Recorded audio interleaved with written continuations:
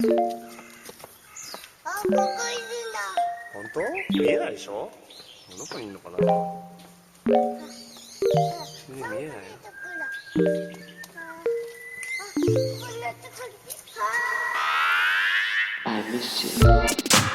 What's good, Internet? It is Monday, October 7th, 2019, and you are listening to Waypoint Radio, episode 269. Nice. I am your host, Austin Walker. Joining me here at the beginning of the new week, Kato in the studio, Patrick Klepek on the line, Rob on the music vacation. of near premieres and concerts in Europe, North America, and Southeast Asia. An autograph and photo opportunity with vocalist Amy Evans, composer Keiichi Okabe, director Yoko Taro, and conductor Arnie Roth coming to Chicago January 24th, 2020. I'd go to Let's go. That sounds great. Honestly, that sounds good. Apparently the tickets are going to be very expensive. Oh, I bet. No, just Someone linked it to me, and I was like, cool, I'll drag my wife to that and weird her out. And they were like, these tickets are supposed to be like hundreds of dollars. And I was like, where's the PR person for this event? Excuse me, PR person for coverage? Oh, God. There are Coverage. please. Did they add that near stuff to Final Fantasy XIV yet?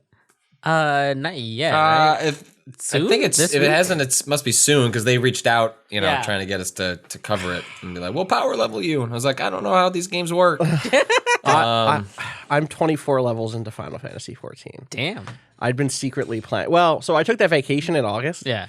And I started playing then just to be like, listen, I have like 3 weeks in a row. Yeah. I'm like traveling, but like I can run this and, let me just check it out. And I am, then I stopped because I came back to work and immediately the thing that I knew would happen with that game if I tried to play it happened, which is I don't have time to play an MMO, or I didn't have time to play an MMO while I had a full-time job. And so now that I've stepped back, I'm like, I'm going to try Final Fantasy XIV again. Great. And man, it's hard to get into an MMO. Yeah. And we're talking about more about this in a bit with Destiny. Speaking of. But man, it's like, I have friends who are like at hour 80, let's say, in this game. They've gotten through the main story quest. They're like going into the first DLC, the first expansion, or they're going to the second expansion. Yeah. And they are like in love with this game. I mean, to be clear, I have a ton of friends who love this game. Yeah. But my friends Jack and Janine are both like playing it actively and starting fresh this year. Right. And so I'm getting like incredible screenshots and like, wow, I just did this dungeon XYZ, or I did this thing with a cool character. Oh my God, this cutscene was gorgeous. And I'm like being dragged through dungeons at high speed by people who've played those dungeons hundreds of times, who are literally scolding me for moving too slow. And it's just like, I'm not even moving that slow. I just wanted to go back and see. I saw something glowy. You literally walked past a chest. And like, how am I supposed to know that there's just potions in there and you don't give a fuck about potions because you've run this 1,000 times? Yeah. Dog. And it's just like, it's frustrating because I know it's clear that at hour 80, I would really love this thing. Right. But it's just like all the stuff I love about, or if I had started playing this, like if it came out this year and I was not so far behind the kind of wheel, that would also be good, because it's like the joy I get from something like a dungeon in an MMO, which is like the equivalent of a strike in Destiny, is like, okay, well, what's going on here? What are the mechanics? What is like the thing about this? Yeah. So one cool example from an early one is there's a fight against a bunch of like a big slime. Right? Big, like, I think it's called it's not an ooze. It's some bullshit. It's a big slime. And you can't damage the slime directly. In Final Fantasy, right? It wasn't an ooze, though. It was some other word. I was like, oh, cool word for an ooze. And you couldn't damage it directly, but you're fighting it in a big mine, and the mine also has these enemies that are like living blasting caps, like little imps that like blow up if you do enough damage to them. So you have to kill an imp near the slime, and it splits the slime in half, and then you have 2 undefeatable slimes. You have to keep doing that and like cut them down into just a little bit. And that was like, that fight went on long enough for me to understand what the mechanic was. I was like, oh, that's cool. That's a cool. Yeah. I like figuring that shit out in MMOs. But most of these dungeons I've done so far, I've done like three of them so far, are just like someone is sprinting ahead, attacking as many enemies as they can to get them kited, to get them like locked onto them because they're the tank, and just running for 3 minutes, getting a huge train of enemies, then like stopping at a random corner and being like, oh, this is where we fight them. But why is this where we fight them? No one This talks is the to fighting me. corner. This is the fight corner. Austin, if you run this dungeon for this is the fighting corner. Yes, exactly. It's also just one of those things You don't where talk about the fighting corner. we just do it. You just fight at the fight corner. First little fight corner is. No one will sue me for that. The thing that is so tough is like I'm also just so early with the class that have you played an MMO? Have either of you played an MMO before, like a traditional? I played 5 hours of WoW once. Okay. In college, at sort of like the height of 1UP, like early on, they were trying to get people to write weekly columns about like, this is like the early heights of like WoW, where there was just tons of copycats, and EverQuest 2 had come out, and EverQuest, was like the big MMO daddy before WoW came along, and so they were like, hey, do you want to write a weekly column about EverQuest 2? And I was like, okay. They're like, it don't have to be good. We just want a weekly column about EverQuest 2, and you get $120 a pop. And I was like, yeah, $120, sure. So yeah. I was like, that'll pay for my beer tabs, and so I did. I didn't learn very much. I stopped doing that column relatively quickly because I was not enjoying it. Well, if you haven't played an MMO that much, Oh wait, the correct answer is yes. I play Destiny. you play Destiny, which is an MMO. Agreed. The thing is that Destiny doesn't really do this that often, but there are. We'll actually talk about this when we talk about Destinies. I messaged you the other day, being like, "What is the thing that does the thing in other MMOs? Right. What is the class or subclass?" So a thing in MMOs is you have a class. You have a bunch of abilities in that class, and you tend to have what's called a rotation, which is like, here are the abilities I use in order to be as efficient as possible. So for me, as a low-level archer in this game, I'd shoot like a poison arrow at someone, then I do this other arrow, as long as it's against one enemy, I do this other basic arrow that does like decent damage, and that arrow has like a 20% chance to let me then use a super strong arrow. And then I also have something that's just like a very strong arrow that shoots instantly, and that is on like a 15-second cooldown. So it's like start a fight, poison them, hit them with the super quick hit, then do the other one, hoping to make the other super strong arrow come online, and then loop that thing over and over again. Right. But that's because I'm very early in this game, and that's such a boring loop of like hitting 1, 2, 2, 2, 3, 4, or whatever it is. But at the end of an MMO, you have like 20 abilities, and maybe you still only use 6 of them any given like 30-second period, but you're balancing all this other stuff. Right. And so I'm just at the point in this MMO where I'm just like bored to tears, and I know it's going to get better, and I don't want to play with anyone because I'm in such a foul fucking mood that the last thing I want to do is like be with other people while I'm in this mood playing this game. It's like, I don't want company digging ditches. Let me put on my fucking headphones and dig this ditch, and eventually we'll have a pool. And then we can swim in the pool. Once I've dug out the fucking pool, I'm happy to have people over to swim in the pool. But until then, I want to be left alone. It's just not a positive experience. It'll get there. I'm going to keep pushing through. But that is my I almost said Destiny 2 update, which Patrick, you started. Well, honestly, yeah. So you and I both this weekend were like, we should play, not together again. We both, I guess, had the impulse of like, let's try to get into Destiny 2. How has it gone for you so far? Well, so after our conversation on Friday, I was genuinely curious it just felt weird having been away for like so long to just like, I'll just jump into this new expansion. And I'm not even going to play with friends because like I can't play the game fast enough to even do that part. So I thought, well, maybe I should start from scratch, and I'll just, not that I need to play through all the old campaign, but at least I was curious how Bungie was sort of like, now that they kind of revamped things, this is sort of like a welcoming back for a lot of people. I was just curious what like the onboarding was like. Yeah. How does it handle campaign stuff? How does it handle tutorial stuff? Right. It's bad. Which sucks. We supposed last week we were like, well, it's bad to try to hop in the middle if you're trying to pick up after playing the main campaign, but I bet it's good if you're just a new player. No? So the way it works is so I linked up all my, I did all the linking stuff for the cross save and set up all that stuff, and I do have like a warlock that I'd been, I've pussed with for the, last 5 years or whatever. And And I'd never ever played with a different class. So I was like, I'll start a new character. Like the hunter seems pretty cool. It's like throwing knives is rad. It is, like it is. that's I'm all right with that. So like the game opens with like, you know, the standard like, you know, Cosmodrome, you know, like you're awake. And Oh, then, like the Destiny, you right? The go- Destiny 1 Cosmodrome stuff, right? Yeah. Yeah. And then you head to the tower.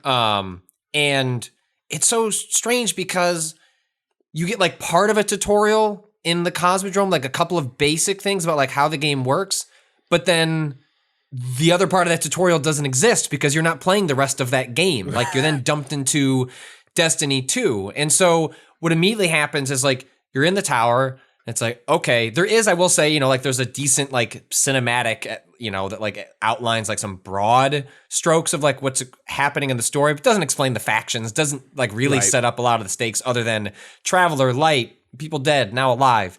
But more specifically, it's like I'm in the tower, like, cool. Like what do I do now? And it's like, hey, go do a strike. And it's like, doesn't explain what a strike is. It's just like, you should be doing strikes. Like that's part of it. Has quests that are like meant to introduce you to the different sort of like game types Right. of things you can do, but doesn't explain what a strike is, why you'd want to do a strike, what is the point of strikes. It's also very strange if you're a new player, you're into this world, you don't know what's happening, Yeah. and then you just jump into a strike where they're just babbling about characters and locations that don't make any sense to you because there's no setup for a strike. Even for a new player where it's like, hey, you never played this before, like here's a lore dump that's gonna at least give you a pretext for like what you're doing here. It's like, nah, I don't know. Who's the Fallen? Not a clue. And then so, you know, you mentioned they're like, oh, I want to go play like Curse of Osiris. Like, how do I do that stuff? And it's like, you know, weirdly buried, you know, over in the shipyard with that. Was Amanda? Is that Holiday? Yeah. And I mean, I guess the game Is that also where the Red War is, right? The original. all of it, all with what they call legacy content, Right. Which is all the old campaigns are there. But even for a fresh player that is starting new, you would think that just like, cool, we'll just put the Red War like campaign, we'll just be a marker in here. Like, if you want to start playing this, here you go. None of that's there. They just presume that even with a fresh character, you're not going to want to touch the stuff, which I can imagine if you're just starting at rolling a new class that, yeah, you would want to do that. But it's strange that there's not hey, you're a new player. Would you like to be and what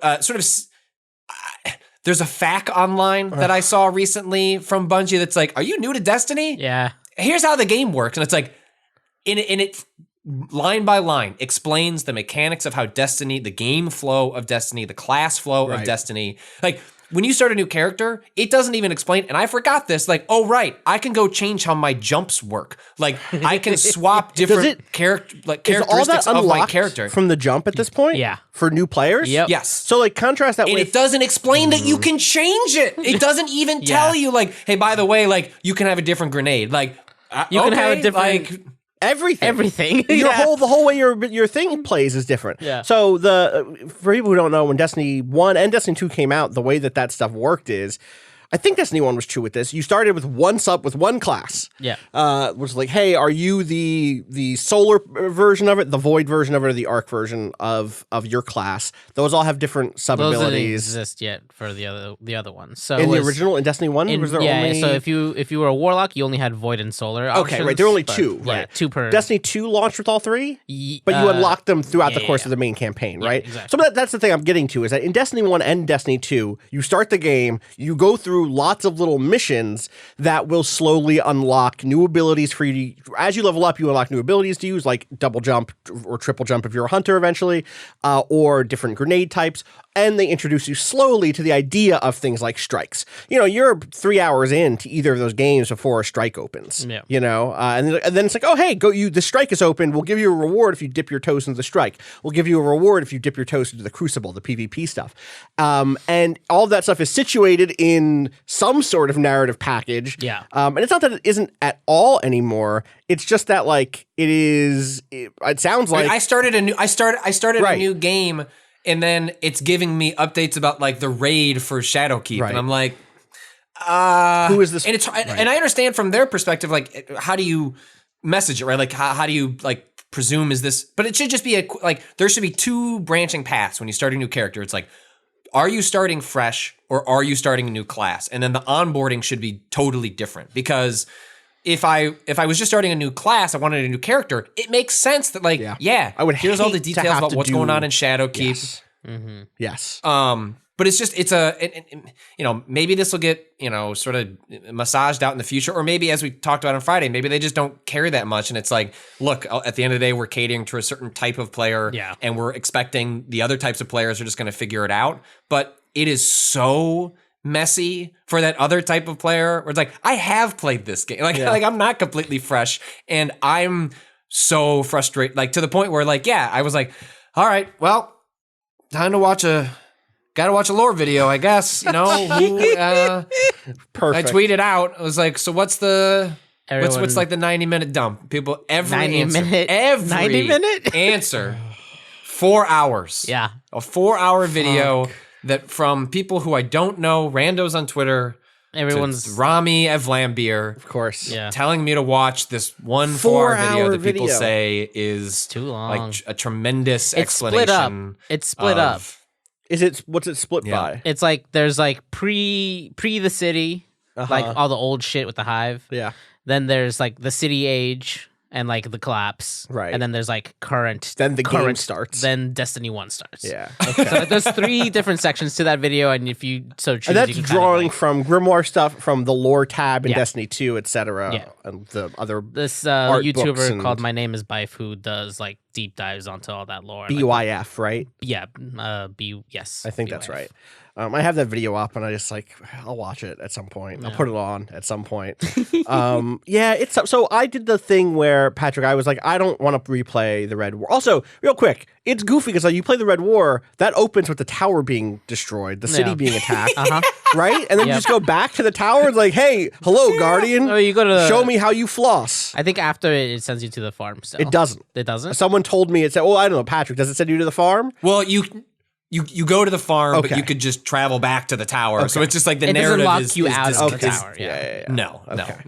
Farm is cool. I missed the farm. That makes that's good. That makes some sense because there's It's weird. just handled in the worst way possible. The thing I think a lot about when I got into Destiny 1, by the time I got into Destiny 1, I was, and actually this is going to be a good way for me to talk about what my frustration is right now with what I'm doing. When I got into Destiny 1, it was like a year into Destiny 1. I got a PS3 so I could play Battlefield Hardline for review, which is a weird reason to get a PS3.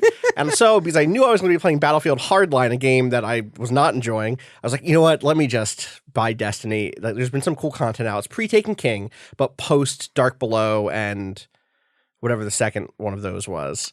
I don't remember. It doesn't matter. There were 2 expansions out. Neither of them were particularly good.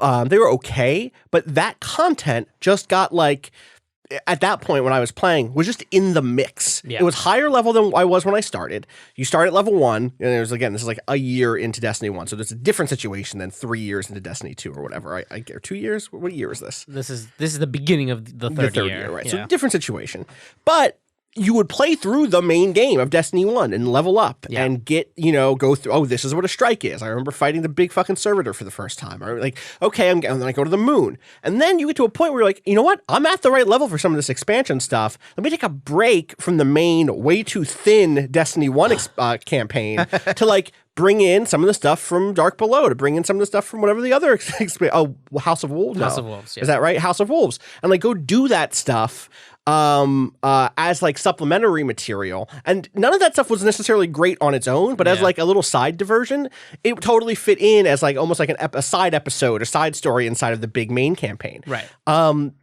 I wish that is how they were doing this, not only because it would have given a good game flow in terms of here's the narrative flow of the story, but because it doesn't right now feel like you are progressing off the bat in a way that is related to the content you're doing if you're doing legacy content. Yeah. So to explain what I mean, all my characters are level 750. Everyone's characters are 750 out the jump if they were not already 750. Right.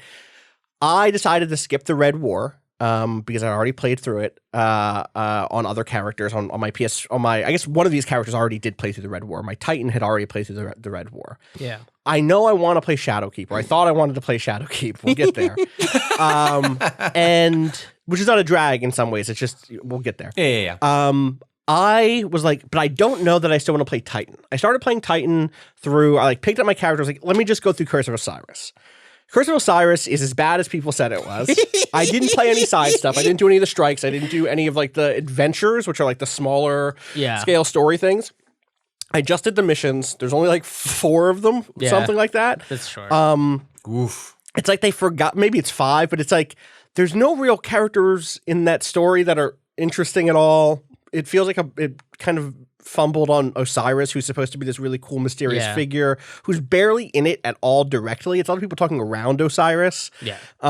There's like a couple of sketches of a character. There's like, oh, Brother Vance, this guy sucks. This guy is like a fanboy of this like great hero academic scholar who's been ousted by being a little too, eccentric or whatever.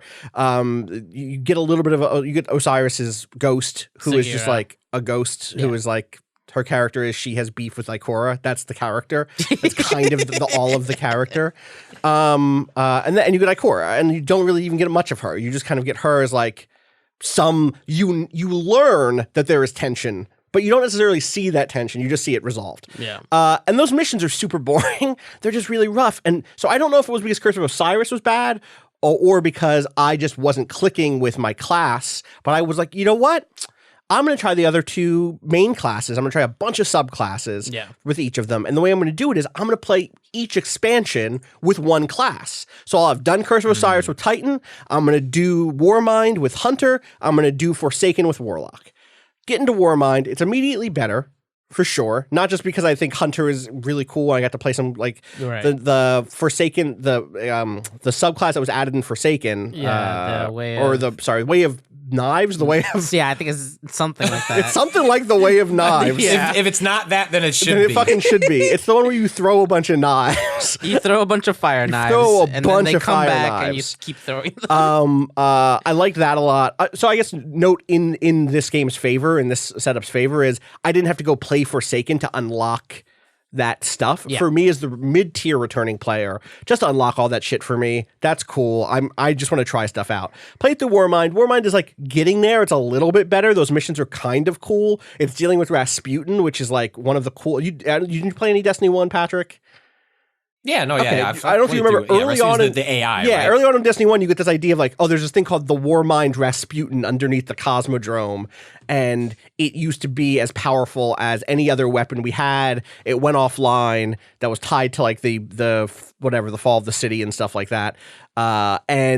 I remember doing that strike a bunch of times. And be like, go underneath. Yeah, cool. I hope we find out what's up with Rasputin. You find out what's up with Rasputin. It has kind of an okay ending. It does the thing that a lot of stuff we all love does, which is like the second it starts to explain it, it gets less cool. Yeah. You know what I mean? This idea of like Rasputin is this incredibly powerful machine unlike anything else, a computer that could win any war with just a thought.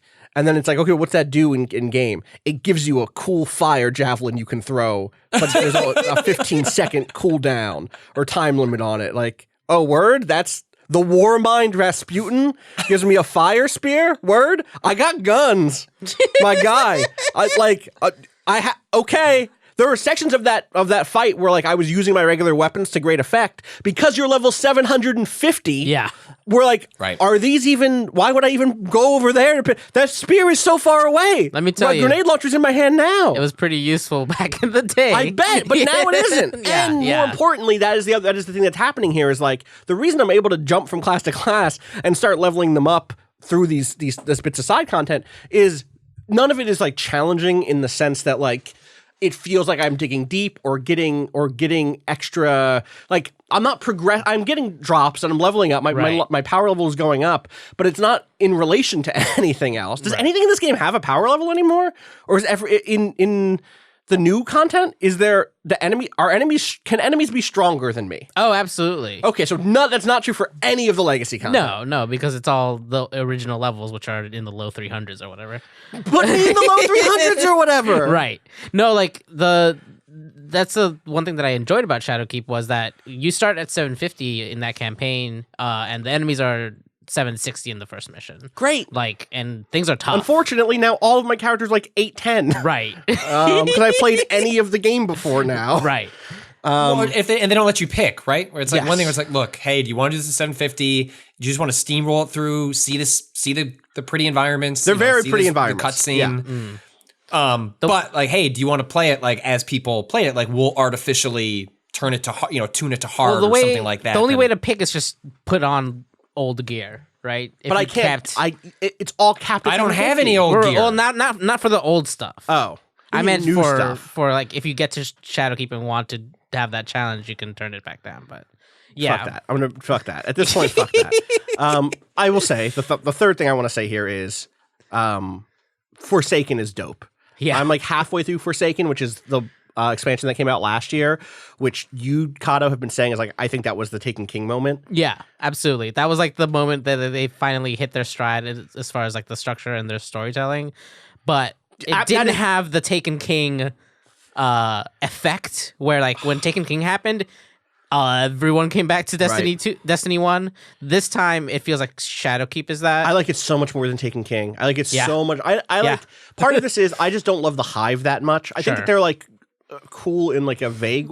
I like a lot of Destiny. The premise is dope. Yeah. Like, and then the execution is like, Yeah. The thing with Forsaken that is so cool, one is the bar was set kind of low after Osiris and Warmind. Yep. To the degree, I'm going to spoil a little bit of Forsaken, which was last year's expansion.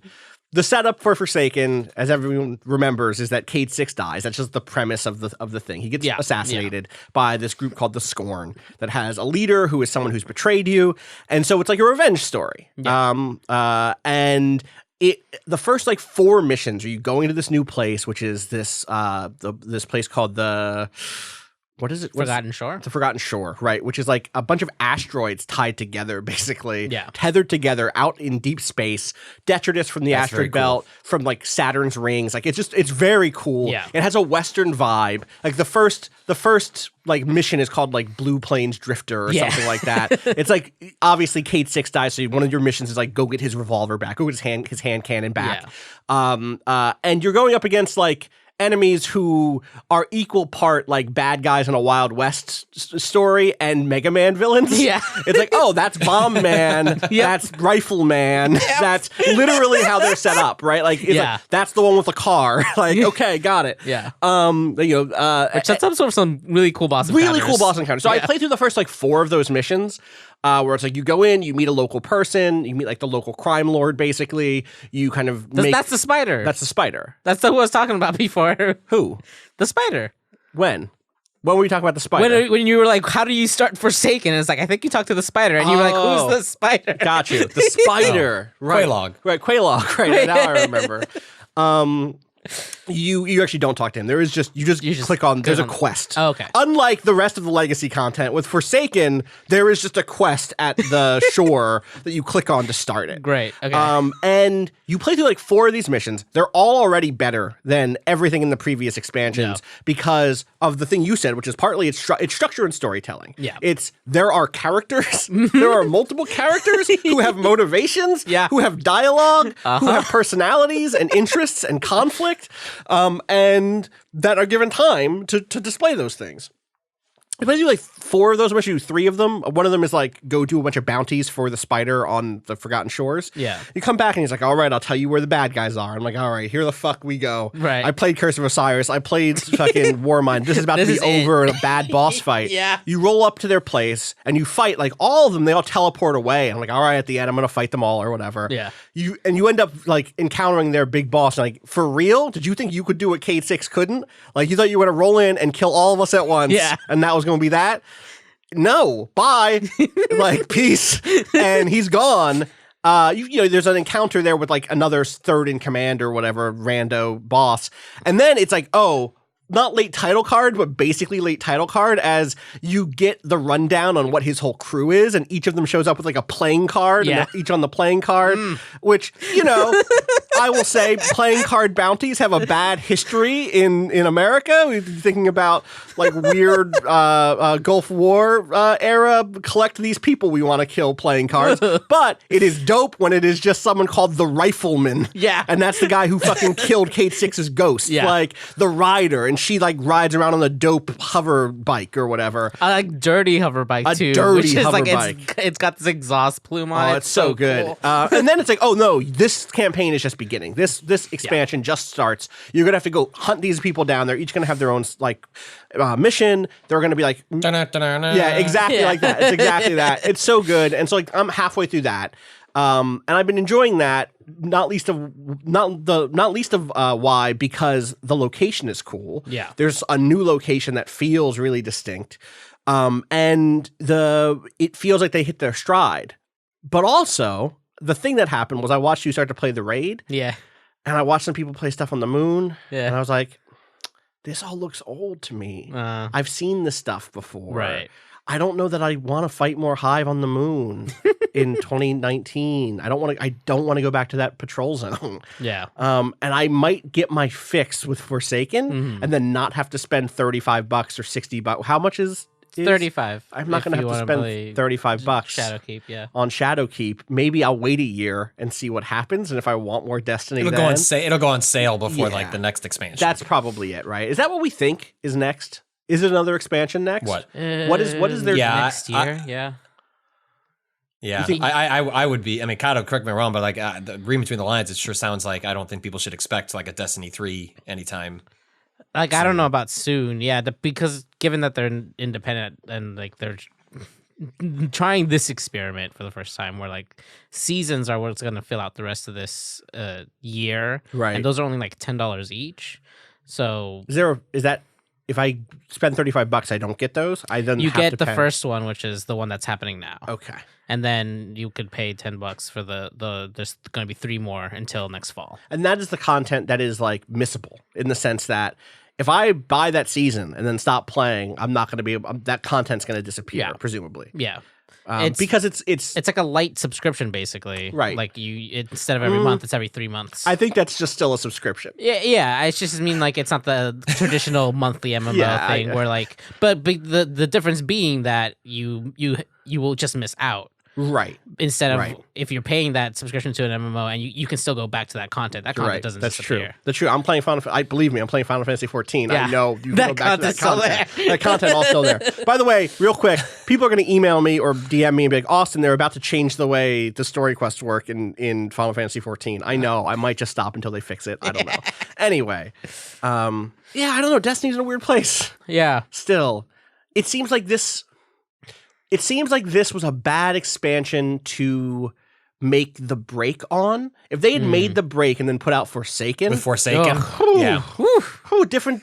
Which is like, maybe it's unfair to hold them to the standard of like this thing that probably was in production for a year that came out today or this, last week. Should be the representation of what independent Bungie looks like.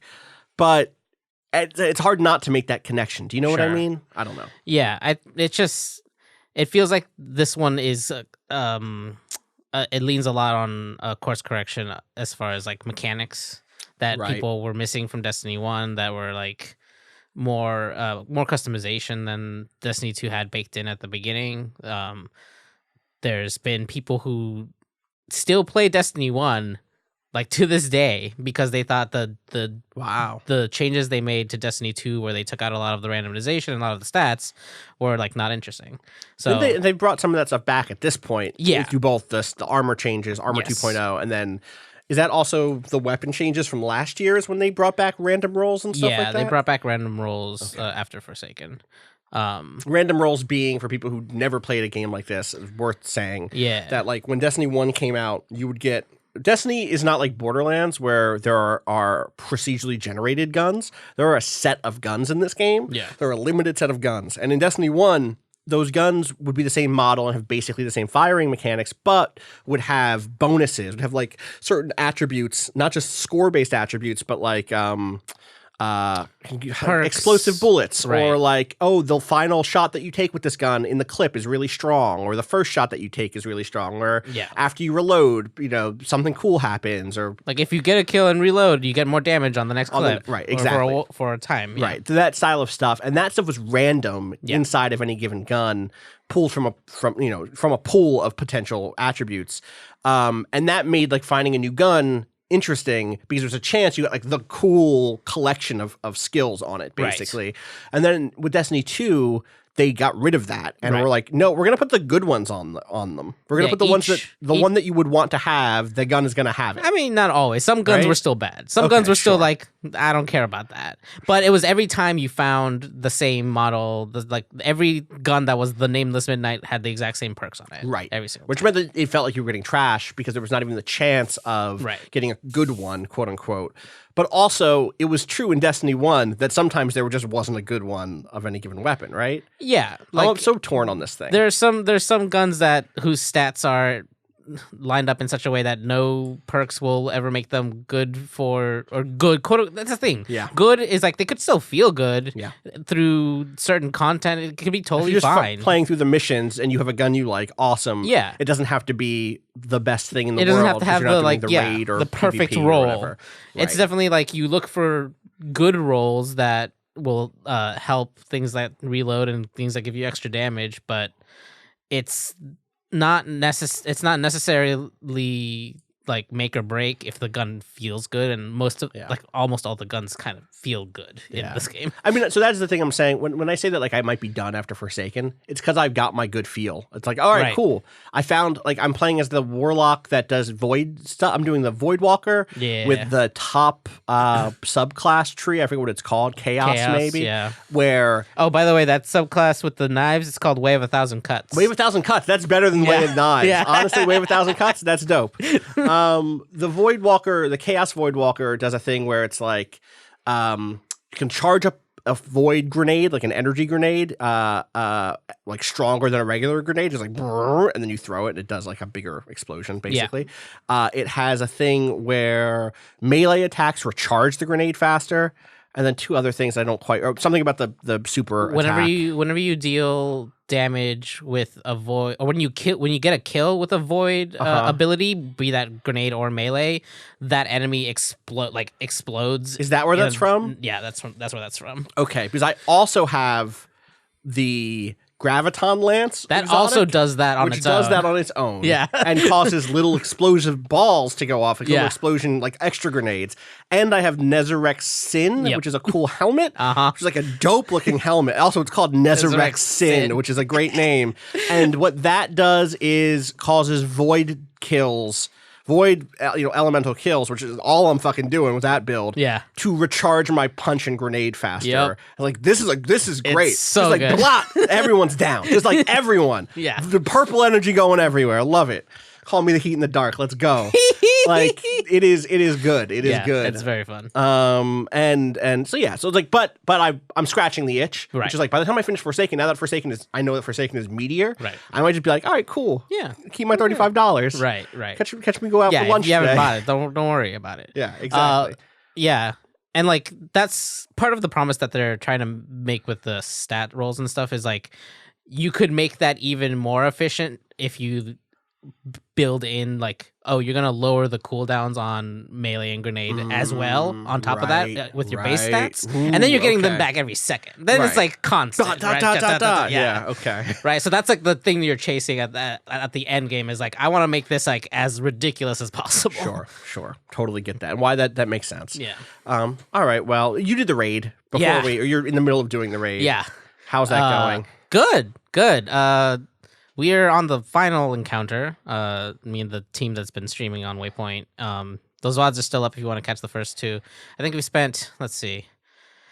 First day was like 6 hours. Second day was like 3 hours. So 9 hours total, and we're at the end, which is pretty good because usually, I mean, this is not. You went without having seen anything else, right? Yeah. So like this is we're going in blind. We've never looked up. Well, everyone's going in blind because it just released on Saturday. But first clear was sometime like I think it was like near midnight on Saturday. It's a shorter raid. It's shorter than the one in Forsaken. Yeah. Overall, Shadowkeep is like a smaller expansion.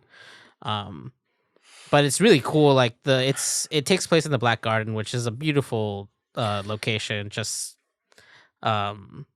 Vex shapes and lots of plant, like more plant life than you would expect coming from the plant robots. life is very cool. It's very good, and there's like lots of good. There's these little like pods. I think I'm done with the Vex aesthetic. Yeah, I love it still. It's cool. Yeah, I've just seen it for so many years now, and for Right. some reason, the like Fallen aesthetic has not gotten old to me, even though they're very, very similar in the sense that Sure. like they're using the same basic asset design or like the same basic aesthetic Right. touchstones for each of the factions.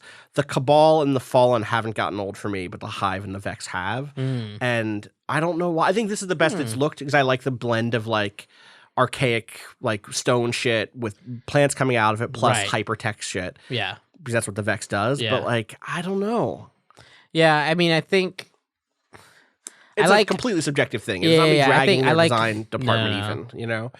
I think in the raid they do a little bit of a better job just because you're getting that old Yeah. Vex shit where it's like they're covered in grass and moss and plant and like there's the Minotaur with like half a tree growing out of Oh, its that's shoulder. dope. I didn't see that. It's- That's cool. It's that there's like something going on where they're like mixing more with the plant life instead of it just growing on them.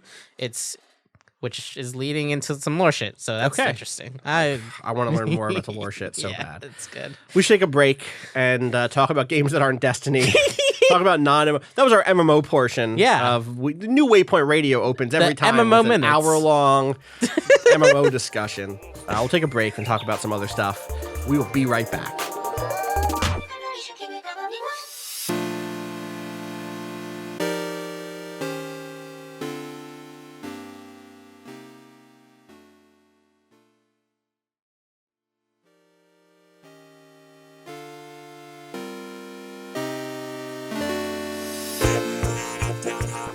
Indivisible.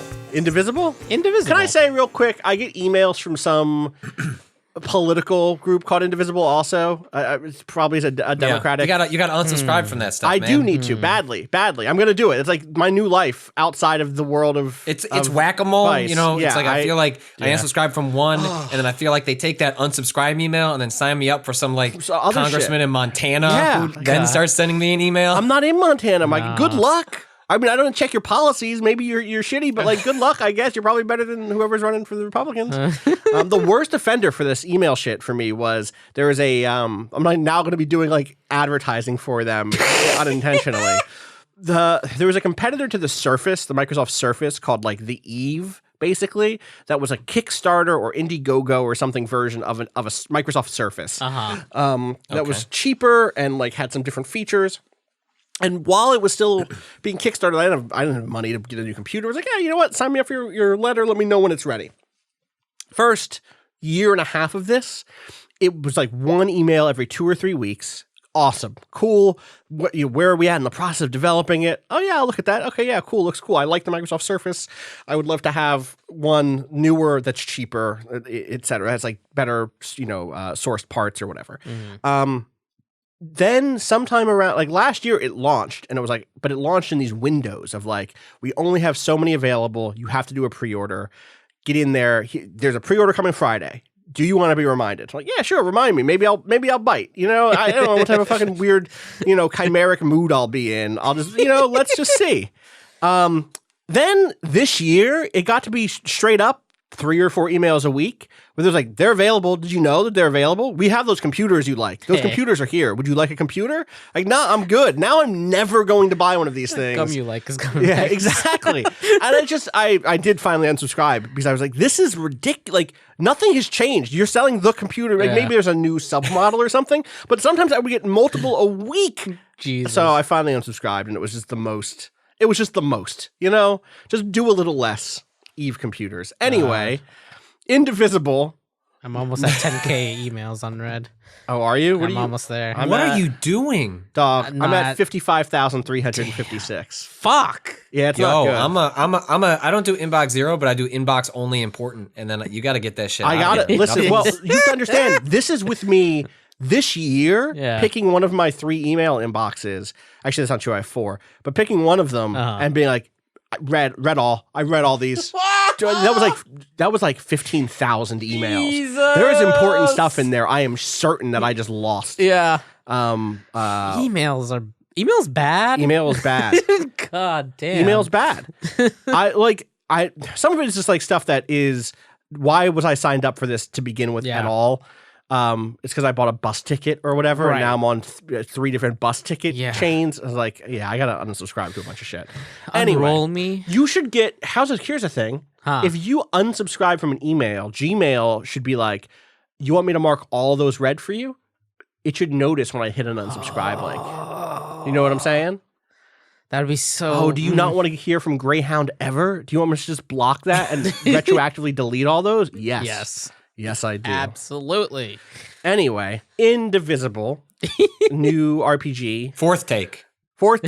Here we go. Indivisible. Yeah. New RPG. Lab Zero Games, the folks behind Skullgirls. Yeah. Fighting game. The fighting game. Now we're making a Metroidvania RPG game.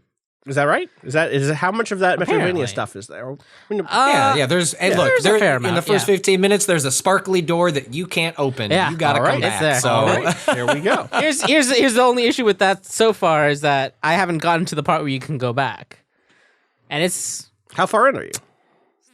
5 hours. Okay.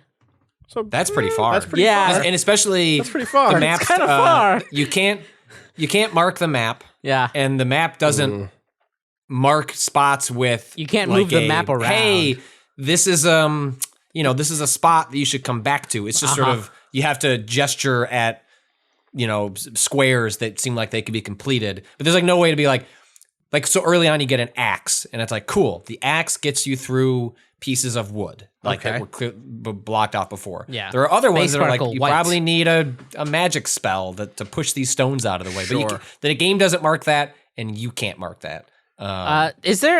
Did you find a map that you can move around? Is there a map in the menu somewhere that I missed, or is it just the one where you can see in where you hit like pause or whatever? Well, no, the way you do it is like you look up, you hold the up button. Yeah, you hold up on the D-pad, right? You Yeah. get a lot of like weird up and down on the D-pad in this. Like to save, you hold circle and then hit up on the D-pad to bring up the save. Or you hold circle to. We should set up what this game is. Yeah, a little please, bit please give me. before. Let's slow down.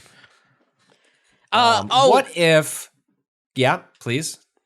Set it up first. I'll ask this after. Sorry. What if Danica was a video game? Is Wow. What? how I feel about Indivisible. Kato, the main character of this story. Like it is the most online girl I have ever hung out with in a video game. The writing in this game is genuinely sharp and funny. Yeah. Okay. So it's I don't know. A game opens with 4 heroes dispensing of a thing called the unknown, and These heroes they look win. dope And for then- what it's worth. These guys, they look great. So Cool was there crew. any dialogue there? Because it felt like Zero. I thought I had glitched the game. Yes, Kato. me too. Like the game is just. I was like, am I playing a pre-release build and I accidentally warped to the final boss? Yeah, doesn't explain anything about the combat. Nope. Doesn't explain like why you're here. It's just like you. Did mash you play buttons. that prototype that we put out like 3 years ago? I hope you did. I did not.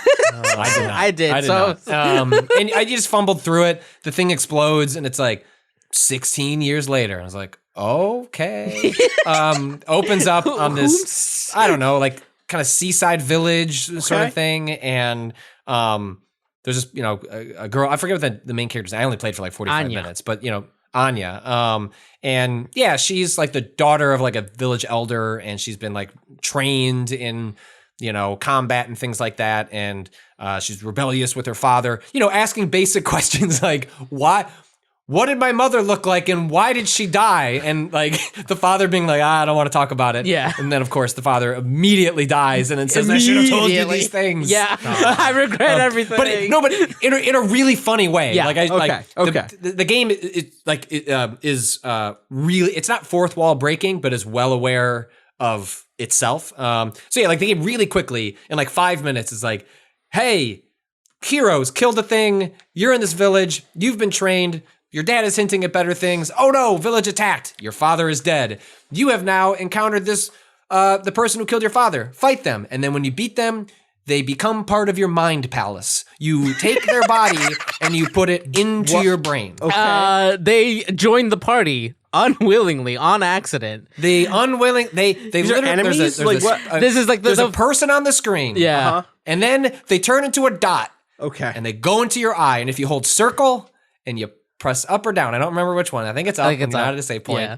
You can go to, I don't know if it's called the mind palace, but like it's essentially it's called that. your inner realm.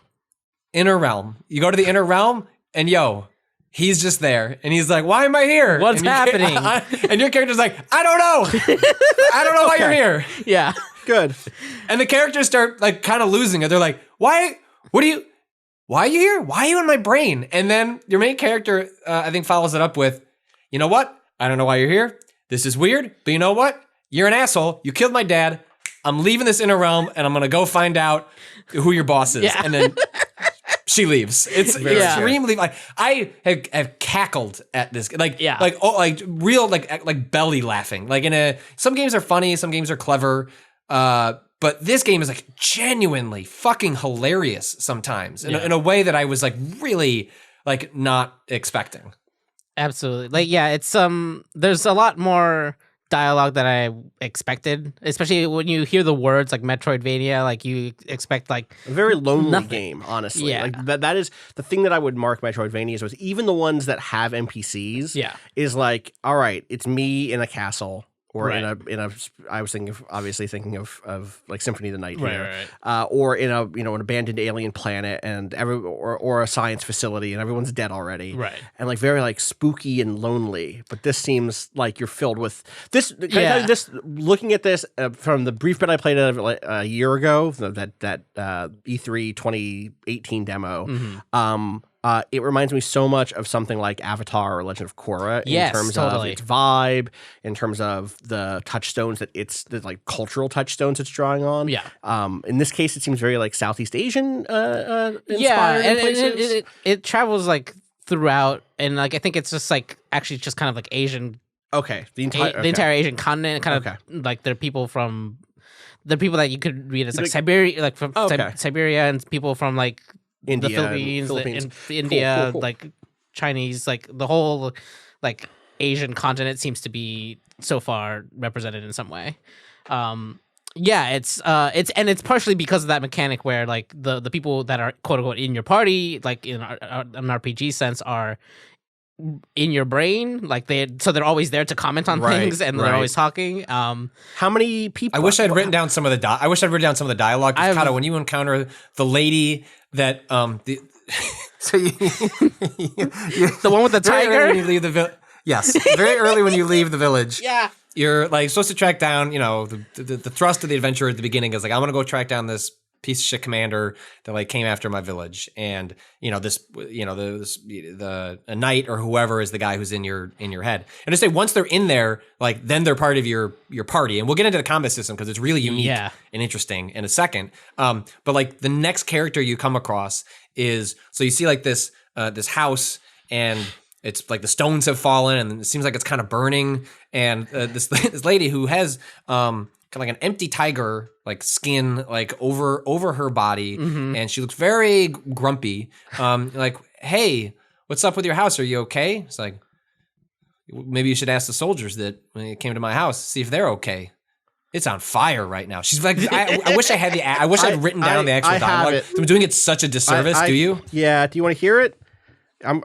Please. There's a chance I turn this on and this YouTuber starts speaking over it, but I bet not. I bet that there's voice acting in this game, presumably, right? Yeah. Yes. Throughout a lot of it is voice acting. And it's really good voice acting too. Yeah. Let me go back a little bit.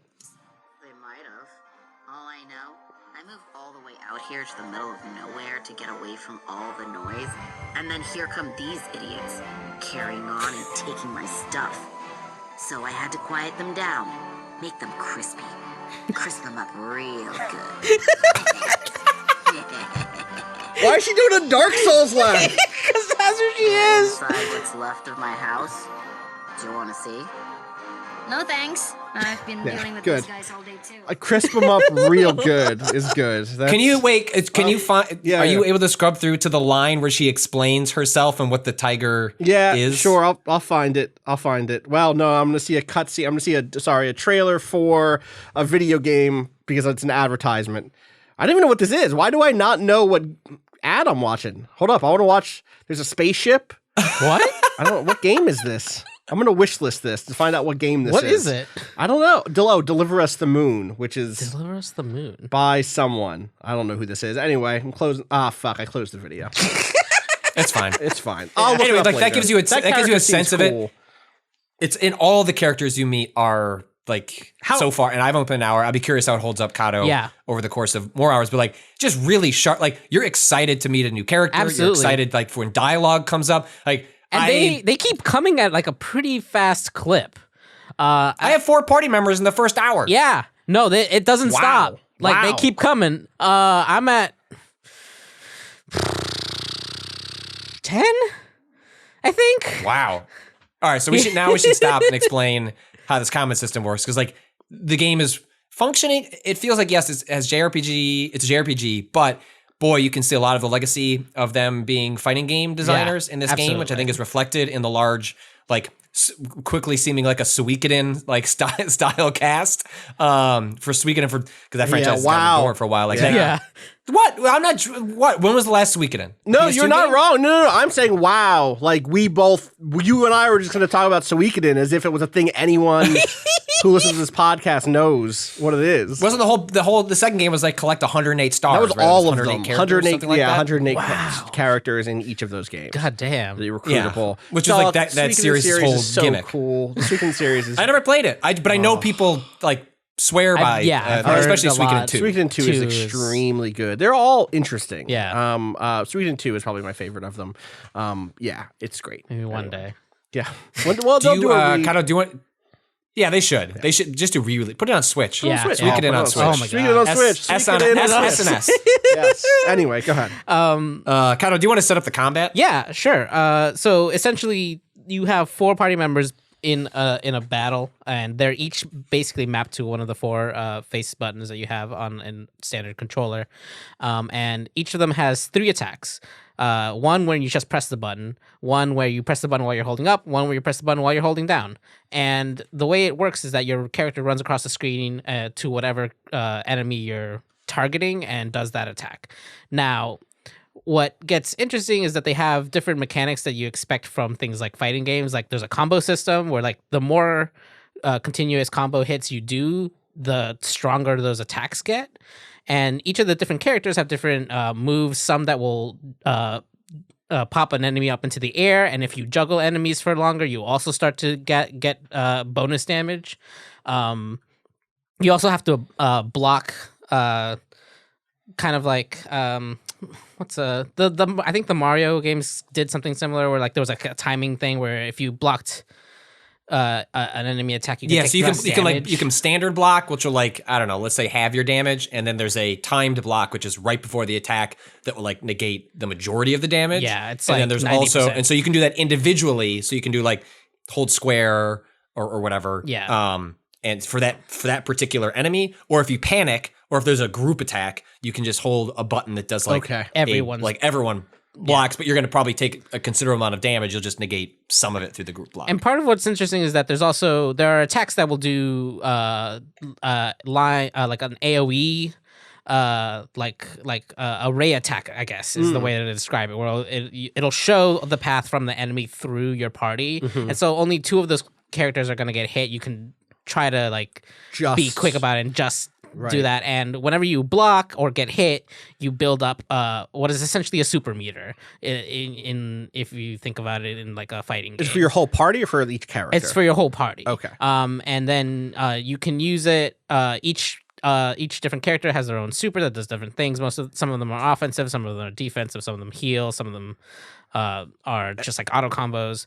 Triggering it does each of those things. One of them for whichever person you trigger it for. Got you. At first, you start with 1 bar, and you can fill up that bar, use it once, and you have to fill it up again. After a certain point, after the game kind of reaches like the end of its first act, it opens up to having 3. Okay. And then you can use those 3 it's like 3. It's one bar that's segmented into 3, and each one of those 3 segments can be used either all one after the other with one character to do an extended version of their super, or you could chain like it's the Marvel different characters or something. Yeah, exactly. Basically, Marvel versus Capcom. It's very much in the lineage of something like a tag fighter, where you're having different characters come in, do damage, juggle the enemy character into the air, then another one come in and catch it and still keep the juggle going, keep the combos going. The flow, there's almost like a flow state you enter into, like when you're doing really well. Like, so for example, like one of the early setups with the main character, this knight dickhead, and you have our sweet tiger girl. So the main character doesn't have a lot of superpowers, but they can hit really fast, and their attacks charge really quickly. So you can do like punch, not a lot of damage. So you usually want to get them in on a combo, or they're just like filling space while you're doing stuff with the other characters. So Tiger Lady, she can, with her super, she can heal, but her alt attack is that she can cast slow on an enemy, and the alt attack for the knight is that he can charge his attack. So he won't hit, but he'll do a supercharge, and he can supercharge multiple attack. He can stack. Like I don't know how many he can stack. 3 or something like that. So it's like you have like an early, the game's really smart, like early on, even though it's throwing a bunch of party members at you. The party members are like very specifically picked to give you a sense of how like you would want a flow state between the 3 of those. So you've got for a couple of punches just to kind of soften them up for the main character. Then once Tiger Lady's ready, have her cast like a slow spell. The whole time then you're doing down and Y with your knight, charging that up. And then once everyone's full and you've had that slow, put them on the back burner. Maybe you have to block once. Then you just unleash all of those together. Right. And you see them playing off one another. And so I'm excited and intimidated to have like 10 characters. I'm curious how you're juggling that Kato. Is it like, hey, we're gonna throw a ton at you, you're gonna find your like sweet spot of 3 plus the main character and you'll just stick with those? Or is it like meant to be situational where it's like, hey, this is an elemental enemy and you need blah blah blah blah? So far it's been a little bit like on this like second set of 4 that I've gotten has been a little bit like, oh, these are kind of similar to ones you already have, but have different move sets. You can kind of see them slotting in similar places, and then a couple that have been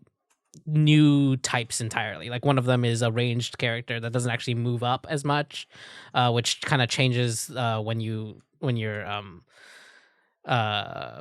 targeting people, how those attacks hit.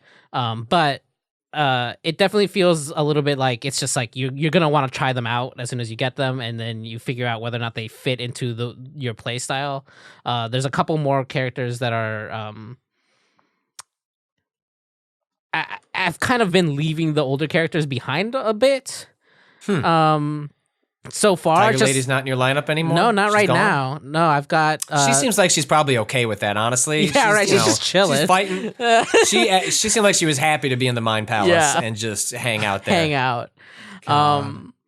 But yeah, it's really interesting because there's things that there's like certain archetypes of like, oh, this one's a healing character, but the way that the healing works on the newest healing character that I got, I'm through 3 now that have a healing property on them.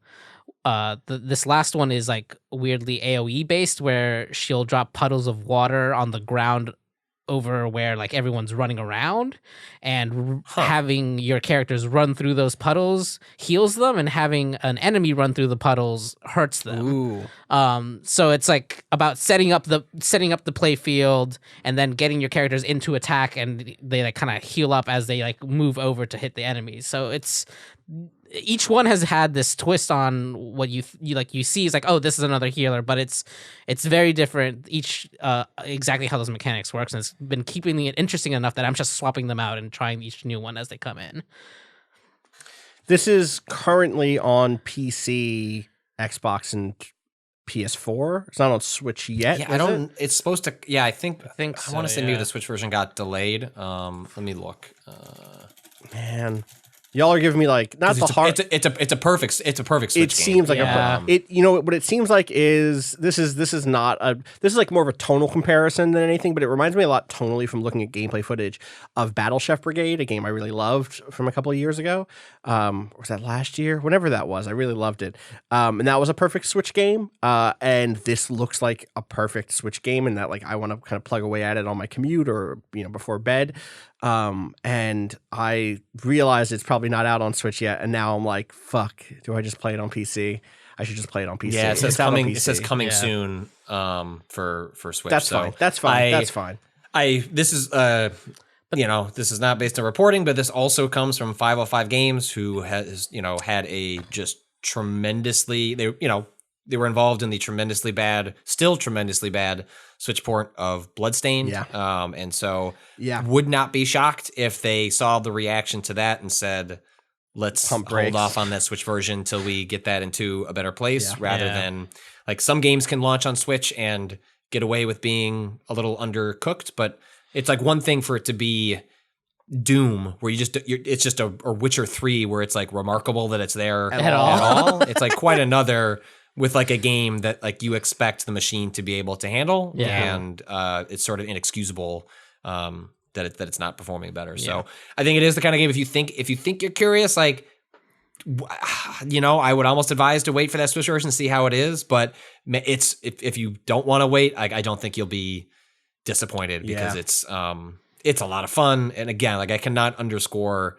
like how funny the writing is, how consistently funny the writing is. It does. I made the Danica comparison because it feels like it's written by someone who is extremely online, for sure, and but not in a way that feels like alienating or smug. Like it's just even anachronistic. Funny. Right. I mean, like it's so tough. We were talking about this last episode about like the ways in which, because we're all online so much, it can be tough to write for people like us.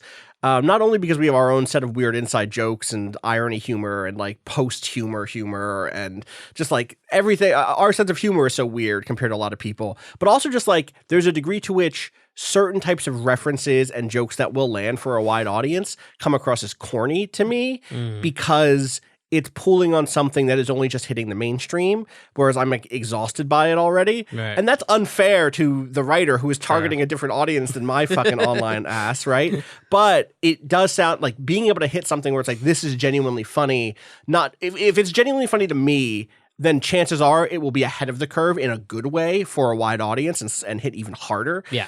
So I'm curious. I'm definitely, y'all have made me go from like, I'll play that at some point, to looking at the page online that has all the characters and be like, whoa, look at all these cool characters. Yeah. I should play this. They're really cool designs. And I will say one thing. We mentioned that it seems Metrovania-esque, but like I said, I'm 5 hours in and I haven't returned to any places yet. Right. I feel like I'm getting to a point. I feel like I'm getting to a point though where there will be like narratively, there's things happening where I'm like, okay, I think the world might open up soon. But it's taking longer than I would expect in that same time. Because I remember those doors. I remember seeing those doors where there was like, I don't have the whatever gets me through the blue sparkly doors yet. I did just unlock that, so I know I should be able to go back to that first area eventually, but it's pretty far in. Any idea how long it is? No clue. Okay. I mean, I think I have. They said there's like 30 characters in it. Wow, or something. Their page has or 20 something. 1, 2, 3, 4, 5, 6 by, so that's 18, 19, 20, 21, 22, 23 listed. 23 listed. So that's, and then there's like probably some secret ones. There's like 5 DLC characters that are coming after launch. Wild. Okay. Yeah, which is They say this is their Indiegogo, so this is years ago at this point when they raised money for this. But they were targeting between 20 and 30 hours. So, okay, that's healthy. I could fit that into my life. Like I think JRPG inspired, Metroid. Yeah, we should know. Game. Obviously, this is while y'all were talking, I actually went and checked, and Valkyrie Profile, which is the game that popularized the style of like each button is a character combat stuff, had 18 characters. So that's like that also had a bunch. That was also, and I can imagine that getting boring for over 20 to 30 hours if you were just juggling the same 5 characters or 6. You Yeah, know what I mean? for sure. Like, so I get why you would. Especially because there do that isn't rate. any real progression in any of their abilities after you have them. Okay. As you like level, you get stronger. And like they have a certain amount of affinity with you, which makes them stronger, like Okay. your party members. You can like attack more frequently, right? Like sometimes they'll Yeah. graduate from XX to XXX, Right. And so Okay. you can like Things like do that. multiple Chain more attacks. Or whatever. And Yeah. what's funny though is that it's called affinity. It's marked as a little heart Mhm. next to their name in the menu. When you look at that first knight that you unlock, he starts at like -30, Oh, that's interesting. which is great. Like it's just like a good little like Are there oh, choices in this game, or is it pretty straightforward? Like, is there a world in which so there's a- that's just straightforward. Okay, It's okay. like you're reading the dialogue that there isn't any dialogue choices. he will It's all- continue to gain affinity then indefinitely? It is not like a Eventually. BioWare or Obsidian. I mean, thing you can where- you don't. He doesn't have to. He only gains affinity if he's in the party when you level. Oh, okay, Yeah. gotcha. So that is how you're okay. Right. Cool. Nice. Well, Lab Zero, congrats on getting this out there. I know it was definitely. This was a game that had some delays and Yeah, like definitely went put back in the oven, but it sounds like to its credit. Yeah. I'm definitely going to check it out this week. I'm excited to play some of it. Anyone else? Are you playing anything else here?